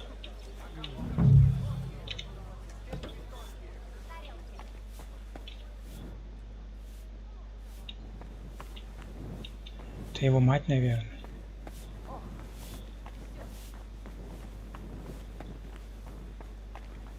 А если мне его зарубить? Это вот этот, да? Признаться, я не ожидал, что кто-то так скоро явится. Мастер Минхард сказал, что с уроками повременить придется. Верно. Но у нас время высвободилось. И мастер Минхард сразу же о тебе вспомнил. Ну и славно, очень и хорошо. Неважно. Я даже рад, что все так вышло. Хоть мать меня на некоторое время в покое оставит. О чем это ты? Она постоянно пытается меня в 4 стенах закрыть, я, мол, слишком много за девчонками бегаю. Конечно, ей бы хотелось, чтобы я молился сутки напролет, как она. Может быть, тебе поможет урок фехтования? Может быть. Но сперва я проверить хочу, чему ты можешь меня научить. Готов? Нет, у меня с собой только острое оружие. Вот как? Ты что, сразу хотел с железом заниматься? Что ж, могу тебе оружие одолжить, но в следующий раз свое приноси.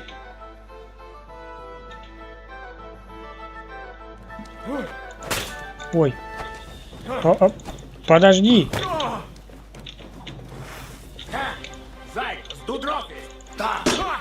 Он по-немецки говорит.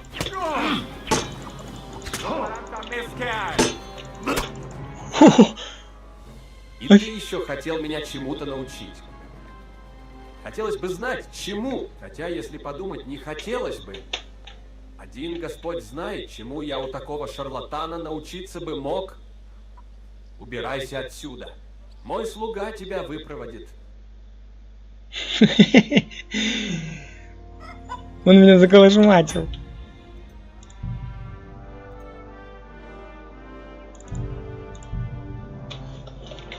Может, тогда врачом? Да там бой как-то неожиданно начался, и почему-то у меня кулаки, а не меч. Но он начал меня сразу рубить, пока я сообразил, что к чему.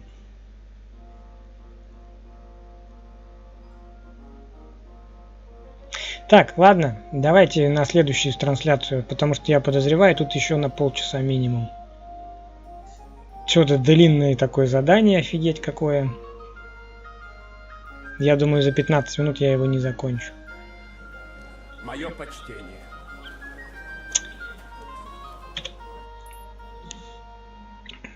Оставим на следующий раз.